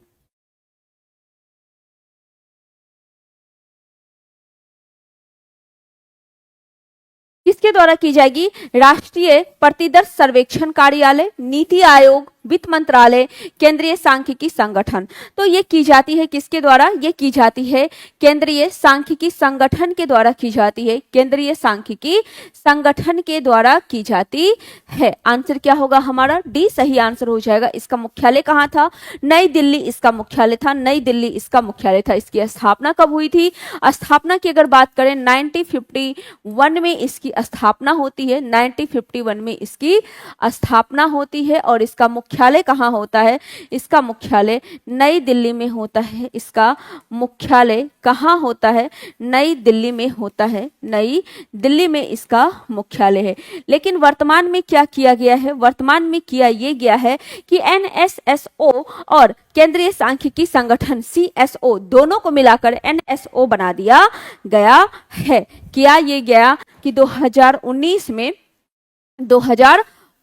की अगर हम बात करें, 2019 की अगर हम बात करें तो 2019 में एक काम किया गया कि दो संस्था कौन कौन, एनएसएसओ और केंद्रीय सांख्यिकी संगठन यानी सीएसओ, दोनों को मिला करके क्या बना दिया गया, एनएसओ बना दिया गया, एनएसओ बना दिया गया। एनएसओ क्या है, एनएसओ आपका राष्ट्रीय सांख्यिकी कार्यालय है, राष्ट्रीय सांख्यिकी कार्यालय, नेशनल स्टैटिस्टिकल ऑफिस है, ठीक है, राष्ट्रीय सांख्यिकी कार्यालय। ये आपका क्या है, राष्ट्रीय सांख्यिकी कार्यालय है। इसका विलय कब किया गया, दोनों का विलय कब किया गया, तो दोनों का विलय जो है 2019 में किया गया, 19 में। और केंद्रीय सांख्यिकी संगठन की स्थापना 1951 में, इसका मुख्यालय नई दिल्ली में था, ठीक है। आंसर क्या हुआ, डी, सही आंसर हुआ डी। क्वेश्चन नंबर 5, जिन पियरे हैरिसन द्वारा लिखी गई निम्न में से कौन सी पुस्तक कल्पना चावला के जीवन पे आधारित थी। किसने लिखा है, जिन पियरे हैरिसन ने लिखा है, जिन पियरे हैरिसन ने लिखा है। किस पर, तो कल्पना चावला की जीवनी है, कल्पना चावला की जीवनी है, कल्पना चावला के जीवन के ऊपर लिखा गया है। उसका नाम क्या है, ये आपको बताना है। कल्पना चावला की अगर हम बात करें तो अमेरिकी भारतीय मूल की पहली महिला थी जो अंतरिक्ष में जाती है, जो अंतरिक्ष में जाती है, ठीक है, अमेरिकी भारतीय मूल की पहली महिला थी। और कोलंबिया शटल से इनकी मृत्यु होती है 1 फरवरी 2003, 1 फरवरी 2003, 1 फरवरी 2003 कोलंबिया शटल से इनकी मृत्यु होती है। मृत्यु किससे होती है, कोलंबिया शटल से इनकी मृत्यु होती है अंतरिक्ष से वापस आते समय। और प्रथम अमेरिकी भारतीय मूल की महिला थी, प्रथम अमेरिकी भारतीय मूल की महिला थी, अमेरिकी भारतीय मूल की महिला आपकी ये थी, ठीक है। चलिए अगर हम दूसरी अमेरिकी भारतीय मूल की बात करें तो वो कौन थी, वो सुनीता विलियम्स थी। कौन है, सुनीता विलियम्स है, जो अभी कुछ दिन पहले भी वापस लौटी है अंतरिक्ष से, ठीक है, सुनीता विलियम्स है, सुनीता विलियम्स दूसरी है, ठीक है। चलिए, और इनकी जीवन पे लिखे हुए पुस्तक का नाम क्या है, इनके जीवन पे लिखे हुए पुस्तक का नाम है the age of type, the age of type. Answer क्या होगा, ए सही आंसर हो जाएगा, द एज ऑफ टाइप इसका सही आंसर हो जाएगा, ठीक है। चलिए आगे चलते हैं, क्वेश्चन नंबर 6, ममलूक वंश का तीसरा शासक कौन था। अच्छा, ममलूक वंश को और किस वंश के नाम से जानते हैं, गुलाम वंश के नाम से जानते हैं, ममलूक वंश को ही गुलाम वंश के नाम से जानते हैं। इस गुलाम वंश के संस्थापक कौन हैं, तो कुतुबुद्दीन ऐबक हैं, कुतुबुद्दीन ऐबक हैं जो इनके संस्थापक हैं, ठीक है, इनके क्या हैं, संस्थापक हैं, कुतुबुद्दीन ऐबक इनके संस्थापक हैं। तीसरा शासन कर्ता कौन था, तीसरा शासक कौन था, इल्तुतमिश, रजिया सुल्तान, बलबन, कुतुबुद्दीन ऐबक कौन था, तो इल्तुतमिश था, इल्तुतमिश को गुलामों का गुलाम भी कहा जाता है, इल्तुतमिश को क्या कहा जाता है, गुलामों का गुलाम भी कहा जाता है, ठीक है। हमारा आंसर क्या होगा, तीसरा कौन था, इल्तुतमिश था, आंसर हो जाएगा ऑप्शन नंबर ए सही आंसर हो जाएगा। बलबन की बात करें तो बलबन ने रक्त और लौह की नीति, किसने दिया है, रक्त और लौह की नीति, रक्त एवं लौह की नीति किसके द्वारा दी गई है, बलबन के द्वारा दी गई है, रक्त और लौह की नीति बलबन के द्वारा दी गई है। राजत्व सिद्धांत का पालन, राजत्व सिद्धांत का पालन किसके द्वारा, बलबन के द्वारा किया गया। अपने दरबार में सिजदा और पाबोश प्रथा, सिजदा और पाबोश प्रथा की शुरुआत किसके द्वारा, बलबन के द्वारा की गई, बलबन के द्वारा ही की गई थी। रजिया सुल्तान की बात करें तो प्रथम मुस्लिम महिला शासिका, भारतीय इतिहास की प्रथम मुस्लिम महिला शासिका, मुस्लिम महिला शासिका थी, मुस्लिम महिला शासिका कौन, रजिया सुल्तान थी। काफी ये चलिए प्रथम कौन थी, प्रथम महिला मुस्लिम शासिका थी। और इल्तुतमिश की बात करें, इल्तुतमिश को क्या कहा जाता है, इल्तुतमिश को गुलामों का गुलाम भी कहा जाता है, गुलामों का गुलाम भी इल्तुतमिश का को कहा जाता है। इन्होंने शुद्ध अरबी सिक्का भी इन्होंने ही चलाया था, शुद्ध अरबी सिक्का इनके द्वारा ही चलाया गया था। क्लियर है, चलिए तो आंसर क्या हुआ, ए सही आंसर हो गया ऑप्शन नंबर ए। अच्छा, गुलाम वंश कब से कब तक था, इसका समय भी पूछा जाता है, काल भी पूछा जाता है, कब से कब तक था ये भी लिख लीजिए। 1206 से लेकर 1200 आपका 90 तक था, 1206 से लेकर 1290 तक आपका गुलाम वंश था। आंसर क्या हुआ, ऑप्शन नंबर ए सही आंसर हुआ, रुपेश सी नहीं, ए सही आंसर हो जाएगा ए। आगे क्वेश्चन नंबर 7, अनुच्छेद 78 के अंतर्गत मंत्री परिषद के सभी निर्णय के बारे में इनमें से कौन राष्ट्रपति को सूचित करेगा, कौन राष्ट्रपति को सूचित करेगा ये बताना है। राष्ट्रपति को सूचित किसके द्वारा किया जाएगा, कौन राष्ट्रपति और मंत्री परिषद के बीच का कड़ी होता है, तो वो होता है कौन, वो होता है प्रधानमंत्री। क्या होता है, राष्ट्रपति और मंत्री परिषद के बीच का कड़ी, राष्ट्रपति और मंत्री परिषद के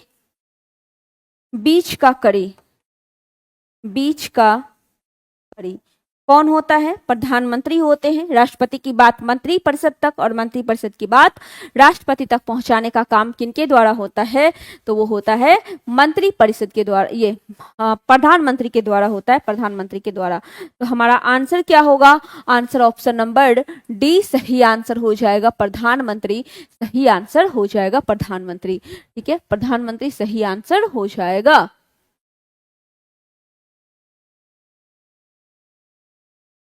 क्लियर है,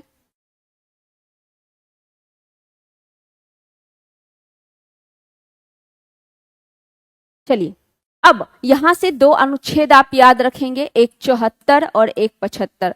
क्या कहा गया 74 में, 74 में कहा गया कि एक मंत्री परिषद होगा जिसके प्रधान कौन होंगे, प्रधानमंत्री होंगे, प्रधान कौन होंगे, प्रधानमंत्री होंगे।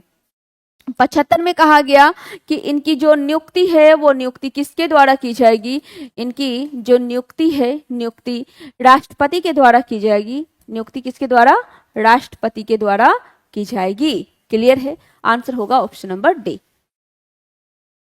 चलिए आगे चलते हैं, क्वेश्चन नंबर 13, भारत में वरिष्ठ नागरिक आयोग स्थापित करने वाला पहला राज्य कौन बना, तमिलनाडु, केरल, कर्नाटक, महाराष्ट्र। पहला कौन सा राज्य बना जिन्होंने वरिष्ठ नागरिक आयोग की स्थापना की है, वरिष्ठ नागरिक आयोग की स्थापना की है। अच्छा, यहां से एक क्वेश्चन बताइए कि देश का वरिष्ठतम, ठीक है, देश का वरिष्ठतम पद कौन सा होता है, देश का वरिष्ठतम पद, देश का वरिष्ठ पद की बात करें कौन होता है। ठीक है, वरिष्ठ पद कह लें या आपका वरीयता क्रम में पहला स्थान, वरीयता क्रम में पहला स्थान, वरीयता क्रम में प्रथम स्थान किसका होता है, वरीयता क्रम में प्रथम स्थान राष्ट्रपति का होता है, और यही पद, राष्ट्रपति का पद वरिष्ठतम पद होता है, वरिष्ठतम पद होता है। ठीक है, और यहाँ क्वेश्चन में क्या है, क्वेश्चन आपका हालांकि करंट से रिलेटेड है लेकिन एक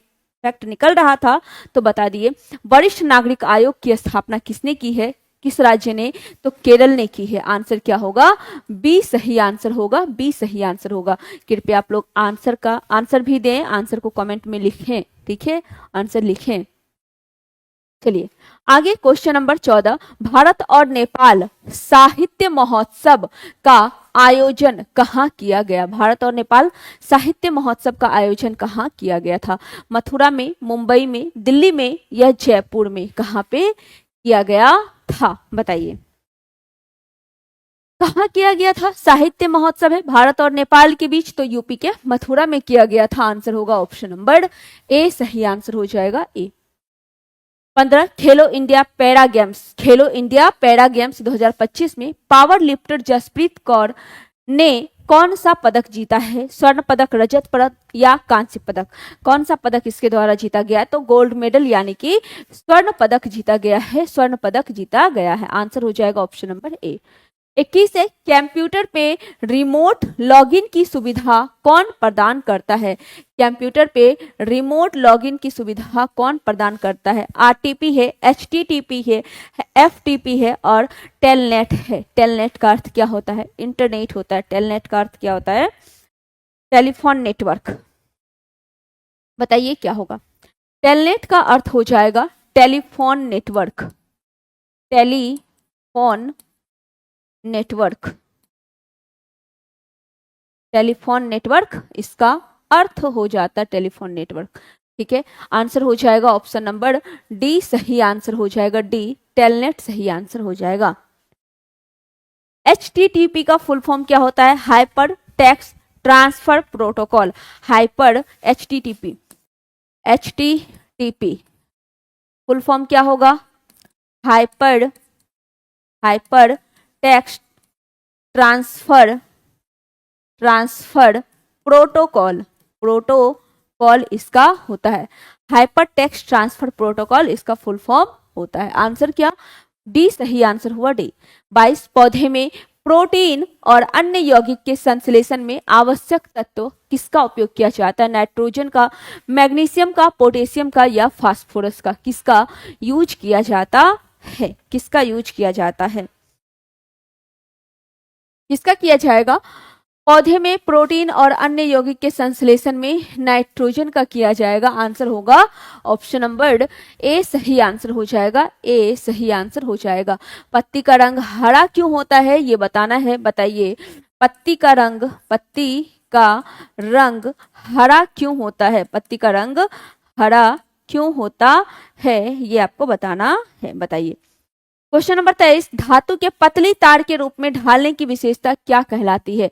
धातु को पतली तार के रूप में ढालने की विशेषता क्या कहलाती है? अच्छा, सबसे ज्यादा आघात वर्धनीय और तन्य कौन होता है? सबसे ज्यादा आघात वर्धनीय और तन्य कौन होता है? ठीक है, तन्यता, सबसे ज्यादा तन्य और आघात वर्धनीय कौन होता है? सोना होता है। कौन? सोना होता है। कौन होता है? सोना होता है। और अगर हम चांदी की बात करें, चांदी जो है उष्मा और विद्युत दोनों का क्या होता है? चालक होता है। चांदी की अगर हम बात करेंगे चांदी की, तो चांदी जो है उष्मा और विद्युत दोनों का क्या होगा? दोनों का चालक होगा, दोनों का सुचालक होगा। ठीक है, सबसे ज्यादा कौन हो जाएगा? चांदी ही हो जाएगा। तो धातु के पतली तार के रूप में ढालने में क्या होगा? क्या विशेषता है इसका? तो तन्यता है। तन्य होने की वजह से ढाला जाता है। आंसर होगा ऑप्शन नंबर डी, सही आंसर हो जाएगा। डी सही आंसर इसका हो जाएगा। डी सही आंसर हो जाएगा। हाँ, सबसे अधिक क्रियाशील पोटेशियम। आगे क्वेश्चन नंबर 24, दंत चिकित्सा द्वारा मरीज के दांतों के बड़े प्रतिबिंब देखने के लिए किस प्रकार के दर्पण का उपयोग किया जाता है? उत्तल का, गोलीय का, अवतल का, गोलीय या उत्तल का? किस दर्पण का यूज किया जाता है ये बताना है। किसका यूज किया जाएगा? किसका किया जाएगा? अवतल का। ठीक है, दंत चिकित्सा में हो, प्रावर्तक उत्तल लेंस में हो, ठीक है, हजामती दर्पण में हो, ठीक है, परावर्तक दूरबीन में हो, परवलयाकार अवतल दर्पण में हो, इस सभी में किसका होता है? अवतल दर्पण का ही यूज होता है। ठीक है, किसमें बताए? हजामती दर्पण में, हजामती दर्पण में, ठीक है, सर्च लाइट में भी इसका यूज होता है। सर्च लाइट में इसका यूज होता है। परवलयाकार दर्पण में भी इसका यूज होता है। परवलयाकार दर्पण में भी इसका यूज किया जाता है। ठीक है, परवलयाकार दर्पण में भी किया जाता है। दूरबीन जो होता है, परावर्तन दूरबीन, उसमें भी किया जाता है। दूरबीन में भी इसका यूज किया जाता है। दूरबीन में भी यूज किया जाता है। आंसर क्या होगा? सी, अवतल दर्पण सही होगा। अवतल दर्पण इसका आंसर सही होगा, ऑप्शन नंबर सी। ठीक है, इसका ऋणात्मक होता है फोकस दूरी। इसका फोकस दूरी क्या होता है? फोकस दूरी की अगर हम बात करें, फोकस दूरी की अगर हम बात करें तो क्या होगा? नेगेटिव होगा, ऋणात्मक होगा, ऋणात्मक। आंसर हुआ सी। 25 कौन एक गैर संक्रामक रोग का उदाहरण है? टाइफाइड है, न्यूमोनिया है, उच्च रक्तचाप है या इन्फ्लुएंजा है? गैर संक्रामक रोग कहने का मतलब संक्रामक नहीं है, संक्रमण से नहीं फैलता है, तो उच्च रक्तचाप होगा, जिसे कि हाई ब्लड प्रेशर भी कहते हैं। ठीक है, उच्च रक्तचाप होगा। ठीक है, हाई ब्लड प्रेशर भी कहा जाता है। क्लियर है?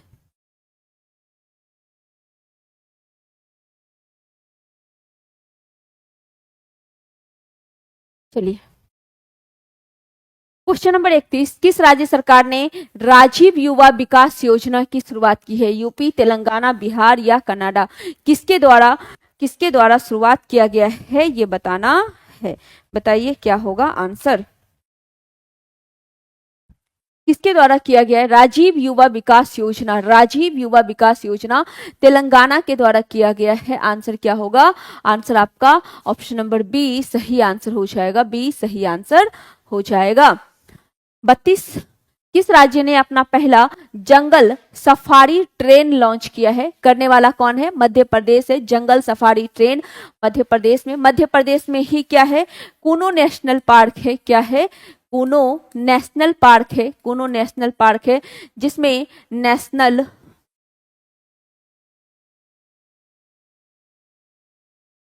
पार्क है, जहां पे नामीबिया से 8 चीतों को लाया गया था। कितने? 8 चीता को लाके रखा गया था।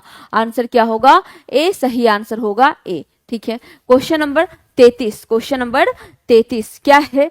हाल ही में किस मंत्रालय ने राष्ट्रीय कर्मयोगी विकास जन सेवा कार्यक्रम, राष्ट्रीय कर्मयोगी जन सेवा कार्यक्रम लॉन्च किया? शिक्षा मंत्रालय, विदेश मंत्रालय, गृह मंत्रालय या आयुष मंत्रालय?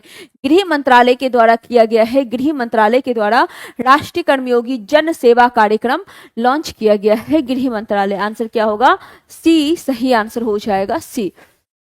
क्वेश्चन नंबर 39, सरवन बेल गोला में स्थित गोमतेश्वर की मूर्ति किस सामग्री से बनी है? गोमतेश्वर किससे संबंधित है? किस धर्म से संबंधित है? जैन धर्म से संबंधित है।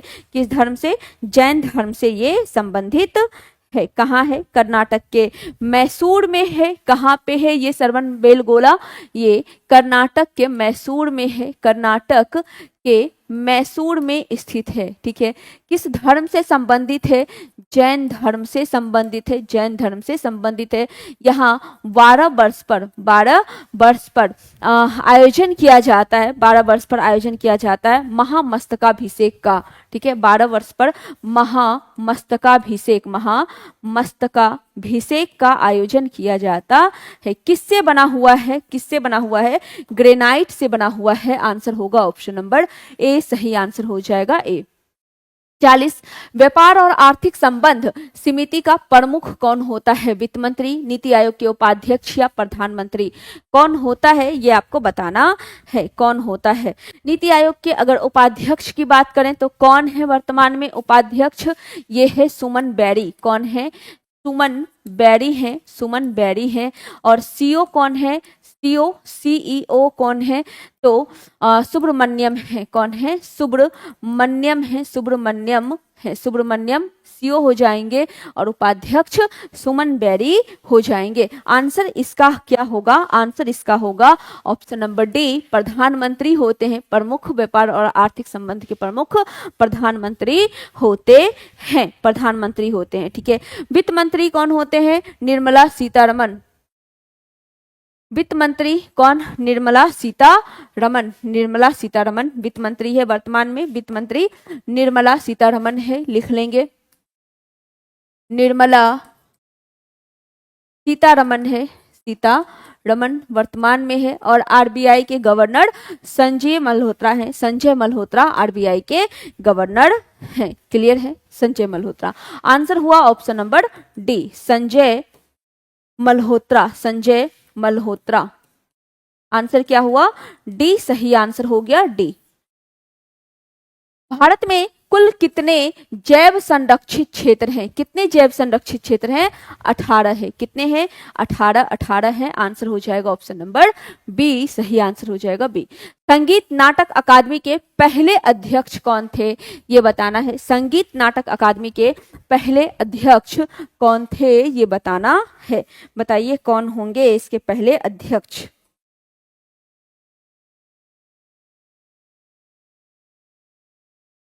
चलिए, सबसे पहले संगीत नाटक अकादमी की अगर हम बात करें तो इसकी स्थापना 1952 में की गई। स्थापना की बात करें 1952 में की गई। इसका मुख्यालय कहाँ है? दिल्ली में इसका मुख्यालय है। दिल्ली में इसका मुख्यालय है। पहले अध्यक्ष कौन थे? आंसर कर लेते हैं। पहले कौन थे? राजमन्नार थे। राजमन्नार देखिए किस ऑप्शन में है? सी में है। राजमन्नार थे। पीवी राजमन्नार थे। आंसर हो जाएगा ऑप्शन नंबर सी, सही आंसर हो जाएगा सी, सही आंसर हो जाएगा। ठीक है, इसके साथ अगर हम और भी अकादमी की बात कर ले, यहाँ पे तो संगीत नाटक अकादमी है, लेकिन और भी अकादमी की बात करें जैसे कि साहित्य अकादमी 1954 का है। साहित्य अकादमी कब का है? 1954 का है। साहित्य अकादमी 1954 का है। एशियाटिक सोसाइटी काफी फेमस है। 1784 का एशियाटिक सोसाइटी कब का है? एशियाटिक सोसाइटी 1784 का है। 1784 का है। आंसर क्या हुआ? सी, सही आंसर हुआ सी। 43 भारत का इनमें से सबसे पुराना समाचार पत्र अभी भी संचालित है कौन? बम्बई समाचार, उदंत मार्दन, अमृत बाजार पत्रिका या समाचार दर्पण? उदंत मार्दन की अगर हम बात करें, ये हिंदी में छपने वाला प्रथम समाचार पत्र था। हिंदी का प्रथम समाचार पत्र उदंत मार्दन था, हिंदी का। ठीक है, अमृत बाजार पत्रिका की बात करें, इसके संपादक कौन थे? शिशिर कुमार घोष थे। शिशिर कुमार घोष थे। इन्होंने रातों रात अपनी लैंग्वेज चेंज की थी।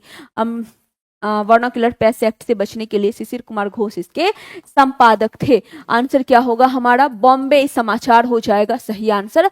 बॉम्बे समाचार हो जाएगा। बॉम्बे समाचार इसका सही आंसर हो जाएगा। क्लियर है? चलिए आगे चलते हैं। क्वेश्चन नंबर 44, विश्व बांस दिवस हर साल कब मनाया जाता है? 30 दिसंबर, 10 मार्च, 18 सितंबर, 10 जुलाई। कब मनाया जाता है बांस दिवस? ये आपको बताना है।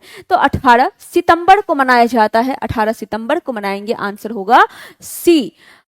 नेक्स्ट, ग्लूकोज के अणु डैश में टूटते हैं। ग्लूकोज का फॉर्मूला आपको हम पिछले कई सेटों में बताए हैं।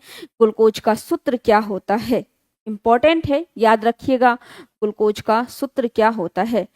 C12H/O6 C12H आपका एक सेकेंड C6H12O6। ठीक है, C6 ग्लूकोज का क्या हो जाएगा?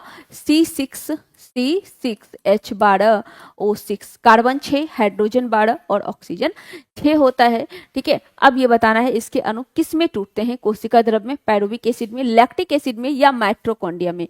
किस में टूटते हैं ग्लूकोज के अणु? पायरुविक एसिड में टूटते हैं। पायरुविक एसिड में टूटते हैं। आंसर हो जाएगा बी, सही आंसर हो जाएगा option number B. Lactic acid की बात करें, लैक्टिक एसिड इसके बारे में बताइए। लैक्टिक एसिड कहाँ से हो जाएगा? लैक्टिक एसिड की वजह से क्या होता है? लैक्टिक एसिड की वजह से क्या होता है?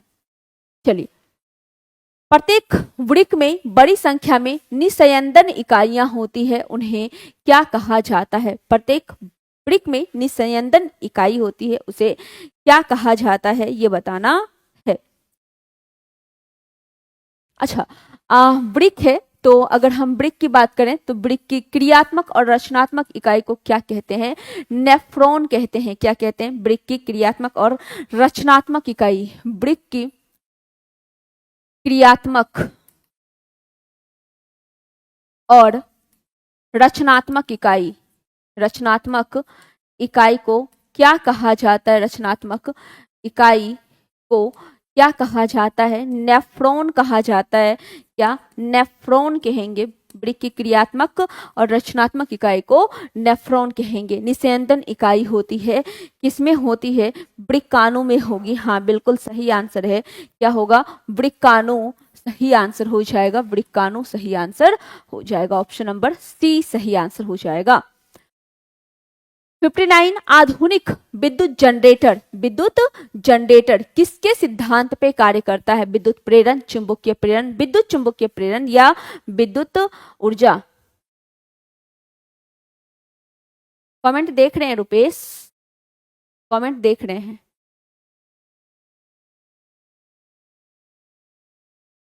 कमेंट देख रहे हैं, बताइए।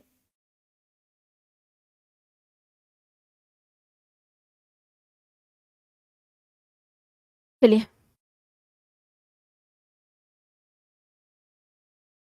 बोल रहे हैं, बताइए क्या बोलना है। अच्छा, अगर हम डायनेमो की बात करेंगे, डायनेमो किसको किस में चेंज करता है?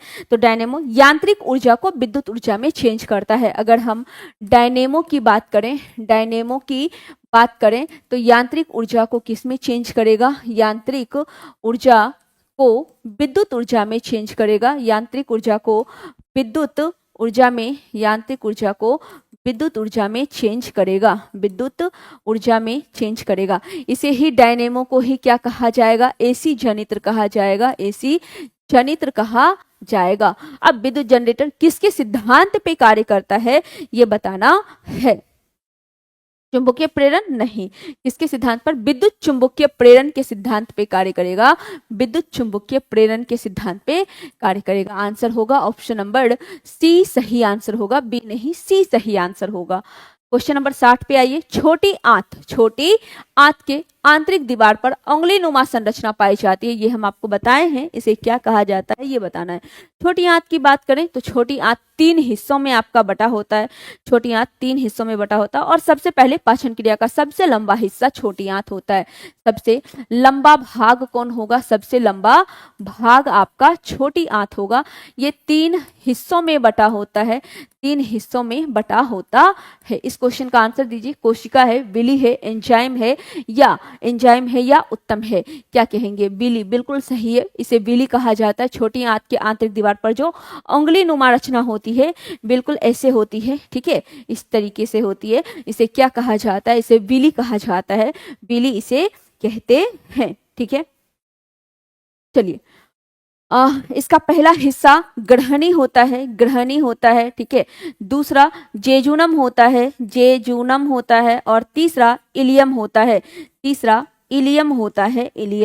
होता है। आंसर हमारा क्या होगा? आंसर ऑप्शन नंबर बी सही आंसर हो जाएगा, बी विली सही आंसर इसका हो जाएगा, विली सही आंसर हो जाएगा। चलिए आगे चलते हैं। Question number 67। स्वतंत्रता पूर्व भारत में किस आंदोलन ने कपास उत्पादन को प्रोत्साहन दिया था? अच्छा, कपास की अगर हम बात करेंगे तो कपास का सबसे ज्यादा उत्पादन गुजरात और महाराष्ट्र वाले हिस्से में होता है, गुजरात और महाराष्ट्र वाले हिस्से में होता है। किस मिट्टी में होता है? तो काली मिट्टी में होता है, इसीलिए काली मिट्टी को कपासी मिट्टी भी कहा जाता है, क्योंकि नमी की मात्रा सबसे ज्यादा होती है, इसी वजह से। यहाँ पूछा किस आंदोलन में, तो स्वदेशी आंदोलन में। किस में? स्वदेशी में, क्योंकि जब बंगाल विभाजन हुआ उसके बाद स्वदेशी पर जोर दिया गया और जो अपने देश में उत्पादित वस्तु है उस पर जोर दिया गया, इसलिए स्वदेशी आंदोलन के बाद इस पर काफी ध्यान दिया गया था, ठीक है। हाँ, कब? 7 अगस्त 1905। बंगाल विभाजन 1905 में होता है, कर्जन के समय में होता है। उसके बाद इसी के लिए स्वदेशी आंदोलन भी आपका किया जाता है। बंगाल विभाजन अक्टूबर में लागू होता है। बंगाल विभाजन की अगर हम बात करें, बंगाल विभाजन 1905 अक्टूबर 1905 16 अक्टूबर 1905 को ये लागू किया जाता है। इस समय कौन होते हैं? तो कर्जन होते हैं। किसके समय में? कर्जन के समय में ये होता है। खिलाफत आंदोलन की बात करें तो 1919 का है, ठीक है। हाँ, काली मिट्टी को रेगुर मिट्टी, कपासी मिट्टी, अदैब मात्रिक मृदा ये सभी कहा जाता है, ठीक है। खिलाफत आंदोलन 1919 का आपका खिलाफत आंदोलन है, 1920 का असहयोग आंदोलन है, 1940 से 42 आपका भारत छोड़ो आंदोलन है। चलिए आगे चलते हैं। अंडमान निकोबार द्वीप समूह का उच्चतम बिंदु क्या कहलाता है? अंडमान निकोबार की अवस्थिति अगर हम देखें कहाँ पे है, ये आपका दक्षिण भारत का मैप है। यहाँ बंगाल की खाड़ी में अंडमान निकोबार आपको नजर आएगा। तो कहाँ पे है? बंगाल की खाड़ी में स्थित है। बंगाल की खाड़ी में अंडमान निकोबार स्थित है। ठीक है, इसकी राजधानी कहाँ है? श्री विजयपुरम। श्री विजयपुरम है। श्री विजयपुरम है। पहले नाम क्या था?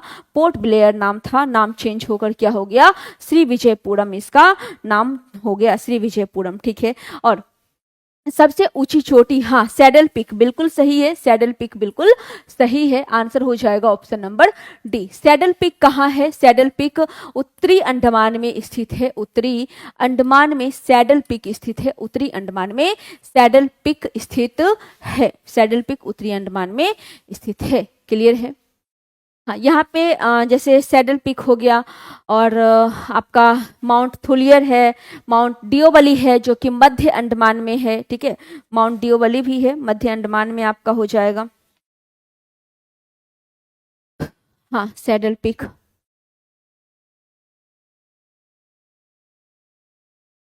चलिए, क्या बोले? Mount Thuillier. माउंट थुलियर भी है। माउंट थुलियर भी है। माउंट थुलियर है। माउंट थुलियर की बात करें तो माउंट थुलियर कहाँ है? ये आपका जो ग्रेट निकोबार वाला जगह है वहां पे है। माउंट थुलियर कहाँ है? ग्रेट निकोबार में है। माउंट थुलियर ग्रेट निकोबार में है। माउंट डिओवली भी है। माउंट डिओवली भी है, मध्य अंडमान। माउंट डिओवली कहाँ है? मध्य अंडमान में है। मध्य अंडमान में, मध्य अंडमान में माउंट डिओवली है। माउंट डिओवली है। ठीक है, माउंट हैरियट है, माउंट कोयाबो है। माउंट हैरियट और माउंट कोयाबो की बात करें तो ये दोनों दक्षिणी अंडमान में स्थित है। माउंट कोयाबो, माउंट कोयाबो, माउंट कोयाबो और mount Harriet, mount Harriet, Harriet ये कहाँ है? तो ये आपका कहाँ है? दक्षिणी अंडमान में है। दक्षिणी अंडमान में स्थित है। ठीक है, अंडमान निकोबार में ही सबसे दक्षिणी बिंदु भारत का कौन सा है? आपका इंदिरा पॉइंट है। इंदिरा पॉइंट है जो कि ग्रेट निकोबार में स्थित है। Indira point, Indira point. ठीक है, कहाँ है? ग्रेट निकोबार में स्थित है। ग्रेट निकोबार में स्थित है।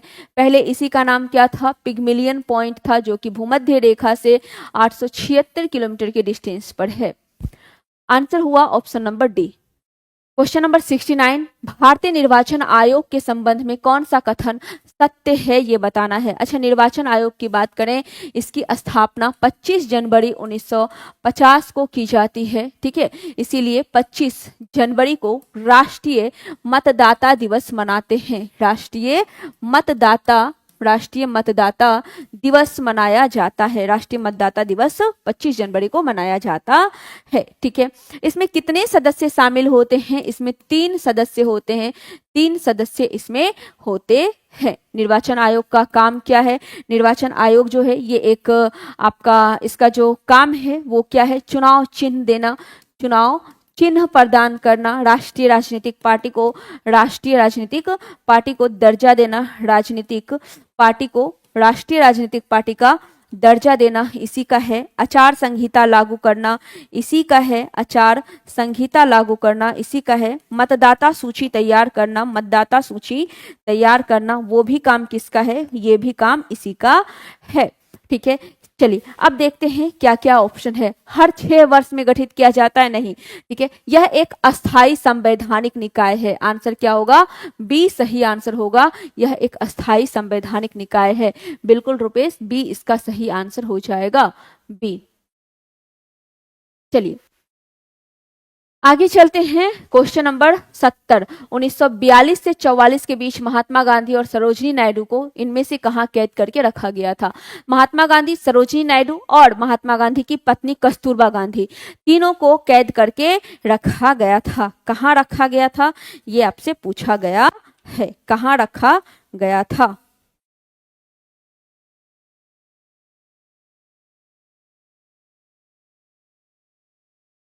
चलिए,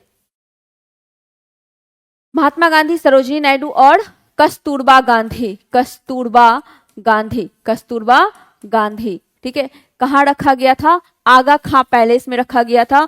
उसी समय कस्तूरबा गांधी की वहां मृत्यु भी हो गई थी। कस्तूरबा गांधी की मृत्यु भी हो गई थी। कौन सा आंदोलन चल रहा था? भारत छोड़ो आंदोलन चल रहा था। कौन सा? भारत छोड़ो आंदोलन चलाने के लिए ऑपरेशन 0 आवर पहले चलाया गया था, जिसके तहत इन सभी को गिरफ्तार करके अलग अलग जगह पर बंद किया गया था। जैसे अगर हम जवाहरलाल नेहरू की बात करें तो उसे अहमदनगर के जेल में रखा गया था।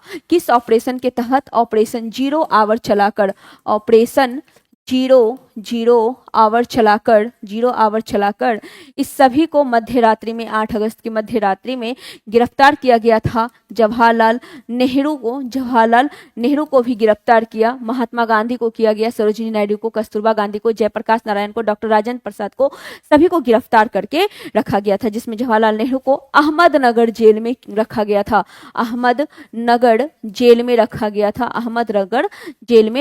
था। लेकिन इस सब के बावजूद भी जो अग्रिम पंक्ति के नेता थे उन्हें तो गिरफ्तार कर ही लिया गया। इन सब के बावजूद भी जो आपका जैसे छोटे छोटे नेता थे उन्होंने भूमिगत स्तर पे काम किया था। जैसे रेडियो संचालन का काम उषा मेहता, किसने किया? उषा मेहता ने किया था। और सबसे बड़ी बात, भारत छोड़ो आंदोलन के समय वायसराय कौन थे? लिन लिथगो उस समय वायसराय के पद पे काम कर रहे थे। आंसर ऑप्शन नंबर सी सही आंसर है। 71 सड़क यातायात शिक्षण संस्था भारत के किस शहर में स्थित है? सड़क यातायात शिक्षण संस्था भारत के किस शहर में स्थित है?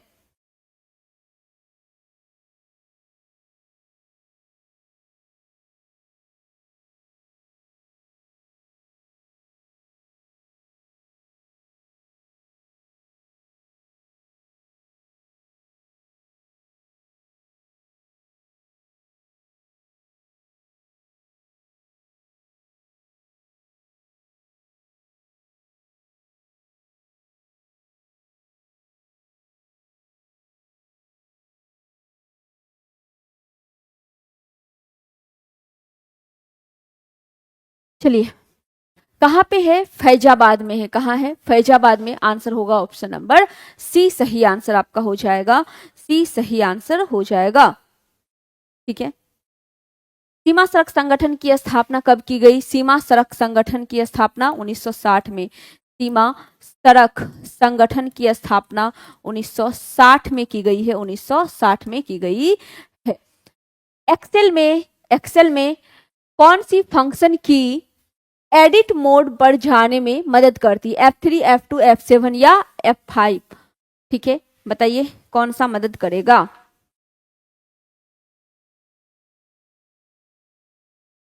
चलिए, अगर हम F1 की बात करें तो F1 जो है ये हेल्प विंडो खोलने में F1 मदद करेगा। ठीक है, आपको एडिट मोड का बताना है कौन सा होगा। F2 जो है चयनित वस्तु के लिए, F2 क्या होगा? F2 आपका चयनित वस्तु के लिए या फिर उसका नाम चेंज करने के लिए, या हम कह सकते हैं एडिट करने के लिए। तो F2 से तो यहाँ तो आपका आंसर निकल गया। क्या? एडिट करने के लिए यानी नाम चेंज करने के लिए F2 का यूज किया जाता है।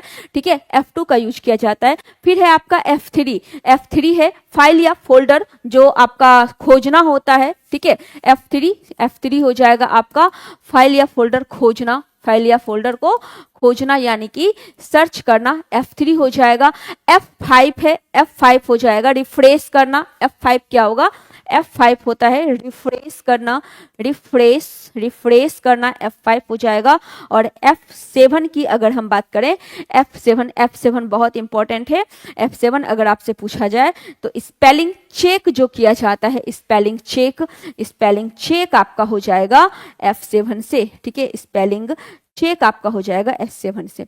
आगे चलिए, आंसर हुआ बी। आगे क्वेश्चन नंबर 79, रक्त एक डैश उत्तक का प्रकार है। रक्त एक तरल संयोजी उत्तक का प्रकार है। रक्त क्या है? एक तरल संयोजी उत्तक का एक प्रकार है। चलिए, तरल संयोजी उत्तक का प्रकार है। कितना होता है पीएच मान? 7.4 इसका पीएच मान होता है, और जिसका 7 से ज्यादा होता है वो क्या होता है? क्षारीय होता है। क्या होता है? क्षारीय होता है। इसलिए ये भी क्या है आपका? क्षारीय है। रक्त का रंग कैसा होता है? लाल होता है। रक्त का रंग लाल होता है। रक्त में अगर पूछा जाए आपसे कितना प्रतिशत प्लाज्मा होता है, तो 55% इसमें प्लाज्मा होता है। कितना? 55% प्लाज्मा 55% इसमें प्लाज्मा पाया जाता है। ठीक है। आरबीसी किसका हिस्सा है? इसी का। डब्ल्यूबीसी इसी का हिस्सा है। आरबीसी को इरिथ्रोसाइट भी कहते हैं। ठीक है। और डब्ल्यूबीसी को ल्यूकोसाइट भी कहा जाता है। आंसर हुआ ऑप्शन नंबर सी। गोलीय दर्पण की परावर्तक सतह का केंद्र बिंदु क्या कहलाता है? केंद्र बिंदु को क्या कहेंगे? वक्रता केंद्र, ध्रुव, फोकस या मुख्य अक्ष? वक्रता केंद्र, ध्रुव, फोकस या मुख्य अक्ष क्या कहा जाएगा? तो केंद्र बिंदु है ना, केंद्र बिंदु को ध्रुव कहेंगे, यानी पोल कहेंगे, पोल।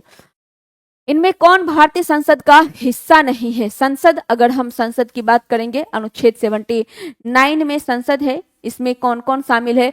इसमें आपके राष्ट्रपति शामिल हैं, राष्ट्रपति हैं, राज्यसभा है और लोकसभा है। राज्यसभा किसमें है? 80 में है, और लोकसभा 81 में है। और राष्ट्रपति का पद अनुच्छेद 52 में है। ठीक है। अनुच्छेद 52 में राष्ट्रपति का पद है। आंसर आपका क्या होगा? क्या शामिल नहीं है? राष्ट्रपति है, लोकसभा है, राज्यसभा है, लेकिन विधान परिषद नहीं है। विधान परिषद की अगर हम बात करेंगे तो विधान परिषद जो है आपका वो 2 अनुच्छेद में है। सबसे पहले विधान परिषद का जो सृजन और समापन है वो आपका अनुच्छेद किसमें है? हाँ, 2 अनुच्छेद है। एक 169 है, एक 171 है। 169 और 171 है। 169 और 171 आपका हो जाएगा। 169 में अगर बात की जाए तो इसमें सृजन और समापन है। सृजन और क्या है? समापन है। सृजन और समापन है। और 171 की बात की जाए तो इसमें उसकी संरचना है। संरचना। 170 की बात की जाए इसमें विधानसभा की संरचना है। विधानसभा की संरचना है। और 168 की बात की जाए तो इसमें विधानमंडल के बारे में बताया गया है। भारत का राष्ट्रीय जलमार्ग 3 किस राज्य में स्थित है? टोटल कितने हैं? 6 है। 6 देख लीजिए। अगर हम नेशनल वाटरवे 1 की बात करें, इलाहाबाद से हल्दिया, कहाँ से? इलाहाबाद। इलाहाबाद यानी कि आपका प्रयागराज। इलाहाबाद से कहाँ? हल्दिया के बीच में है। इलाहाबाद से हल्दिया गंगा ब्रह्मपुत्र पर है। ठीक है। जो सबसे बड़ा भी है। तो कहाँ से कहाँ तक है? सदिया से धोबड़ी तक है। सदिया से धोबड़ी तक 2 हो जाएगा। सदिया से धोबड़ी तक 2 हो जाएगा। 3 कहाँ है? 3 आपका कोल्लमपुरम से कोट्टमपुरम तक है। 3 आपका, हाँ, विधान परिषद का हिस्सा नहीं है। बिल्कुल सही है रुपेश, बिल्कुल सही है, विधान परिषद हिस्सा नहीं है। चलिए, तो कहाँ थे? 3 पर थे। 3 कहाँ होगा? कोल्लम से कोट्टमपुरम। कोल्लम से कहाँ? कोट्टमपुरम हो जाएगा। कोट्टमपुरम 3 हो जाएगा। ठीक है। अगर हम 4 की बात करें, 4 हो जाएगा काकीनाडा से मरक्कानम। काकीनाडा से मरक्कानम हो जाएगा। काकीनाडा से मरक्कानम हो जाएगा। और हम अगर 5 की बात करें, 5 आपका तलचर से धमरा हो जाएगा। तलचर से धमरा हो जाएगा। और छठे की बात करें, छठा आपका लखीमपुर से भंगी हो जाएगा। छठा लखीमपुर से कहाँ? भंगी हो जाएगा। और सबसे छोटा भी आपका यही है। ठीक है। अब यहाँ पे क्या पूछा गया? किस राज्य में स्थित है? ये आपसे पूछा गया है, किस राज्य में स्थित है। तीसरा है कौन? तीसरा है कोल्लम से कोट्टमपुरम। ये कहाँ है? केरल में। आंसर होगा ऑप्शन नंबर सी। चलिए आगे, क्वेश्चन नंबर 91। क्वेश्चन नंबर 91 बताइए क्या होगा इसका सही आंसर। बॉम्बे स्टॉक एक्सचेंज किस सड़क पर स्थित है? Elphinstone road, Cadell road, Peddar road, Dalal street. कहाँ होगा? दलाल स्ट्रीट हो जाएगा। आंसर हो जाएगा option number C, Dalal street इसका सही आंसर हो जाएगा। बॉम्बे स्टॉक एक्सचेंज की स्थापना 1877 में की गई है। 1877 में की गई है। शब्द मानसून को डैश शब्द मौसम से लिया गया है, जिसका अर्थ मौसम होता है। बताइए 92 का आंसर क्या हो जाएगा? 92 का आंसर क्या हो जाएगा? किस भाषा का शब्द है? अरबी भाषा का शब्द है। आंसर होगा क्या? ऑप्शन नंबर ए सही आंसर हो जाएगा। तो इसके साथ ही आपका ये समाप्त होता है एनटीपीसी का डिस्कशन। ठीक है।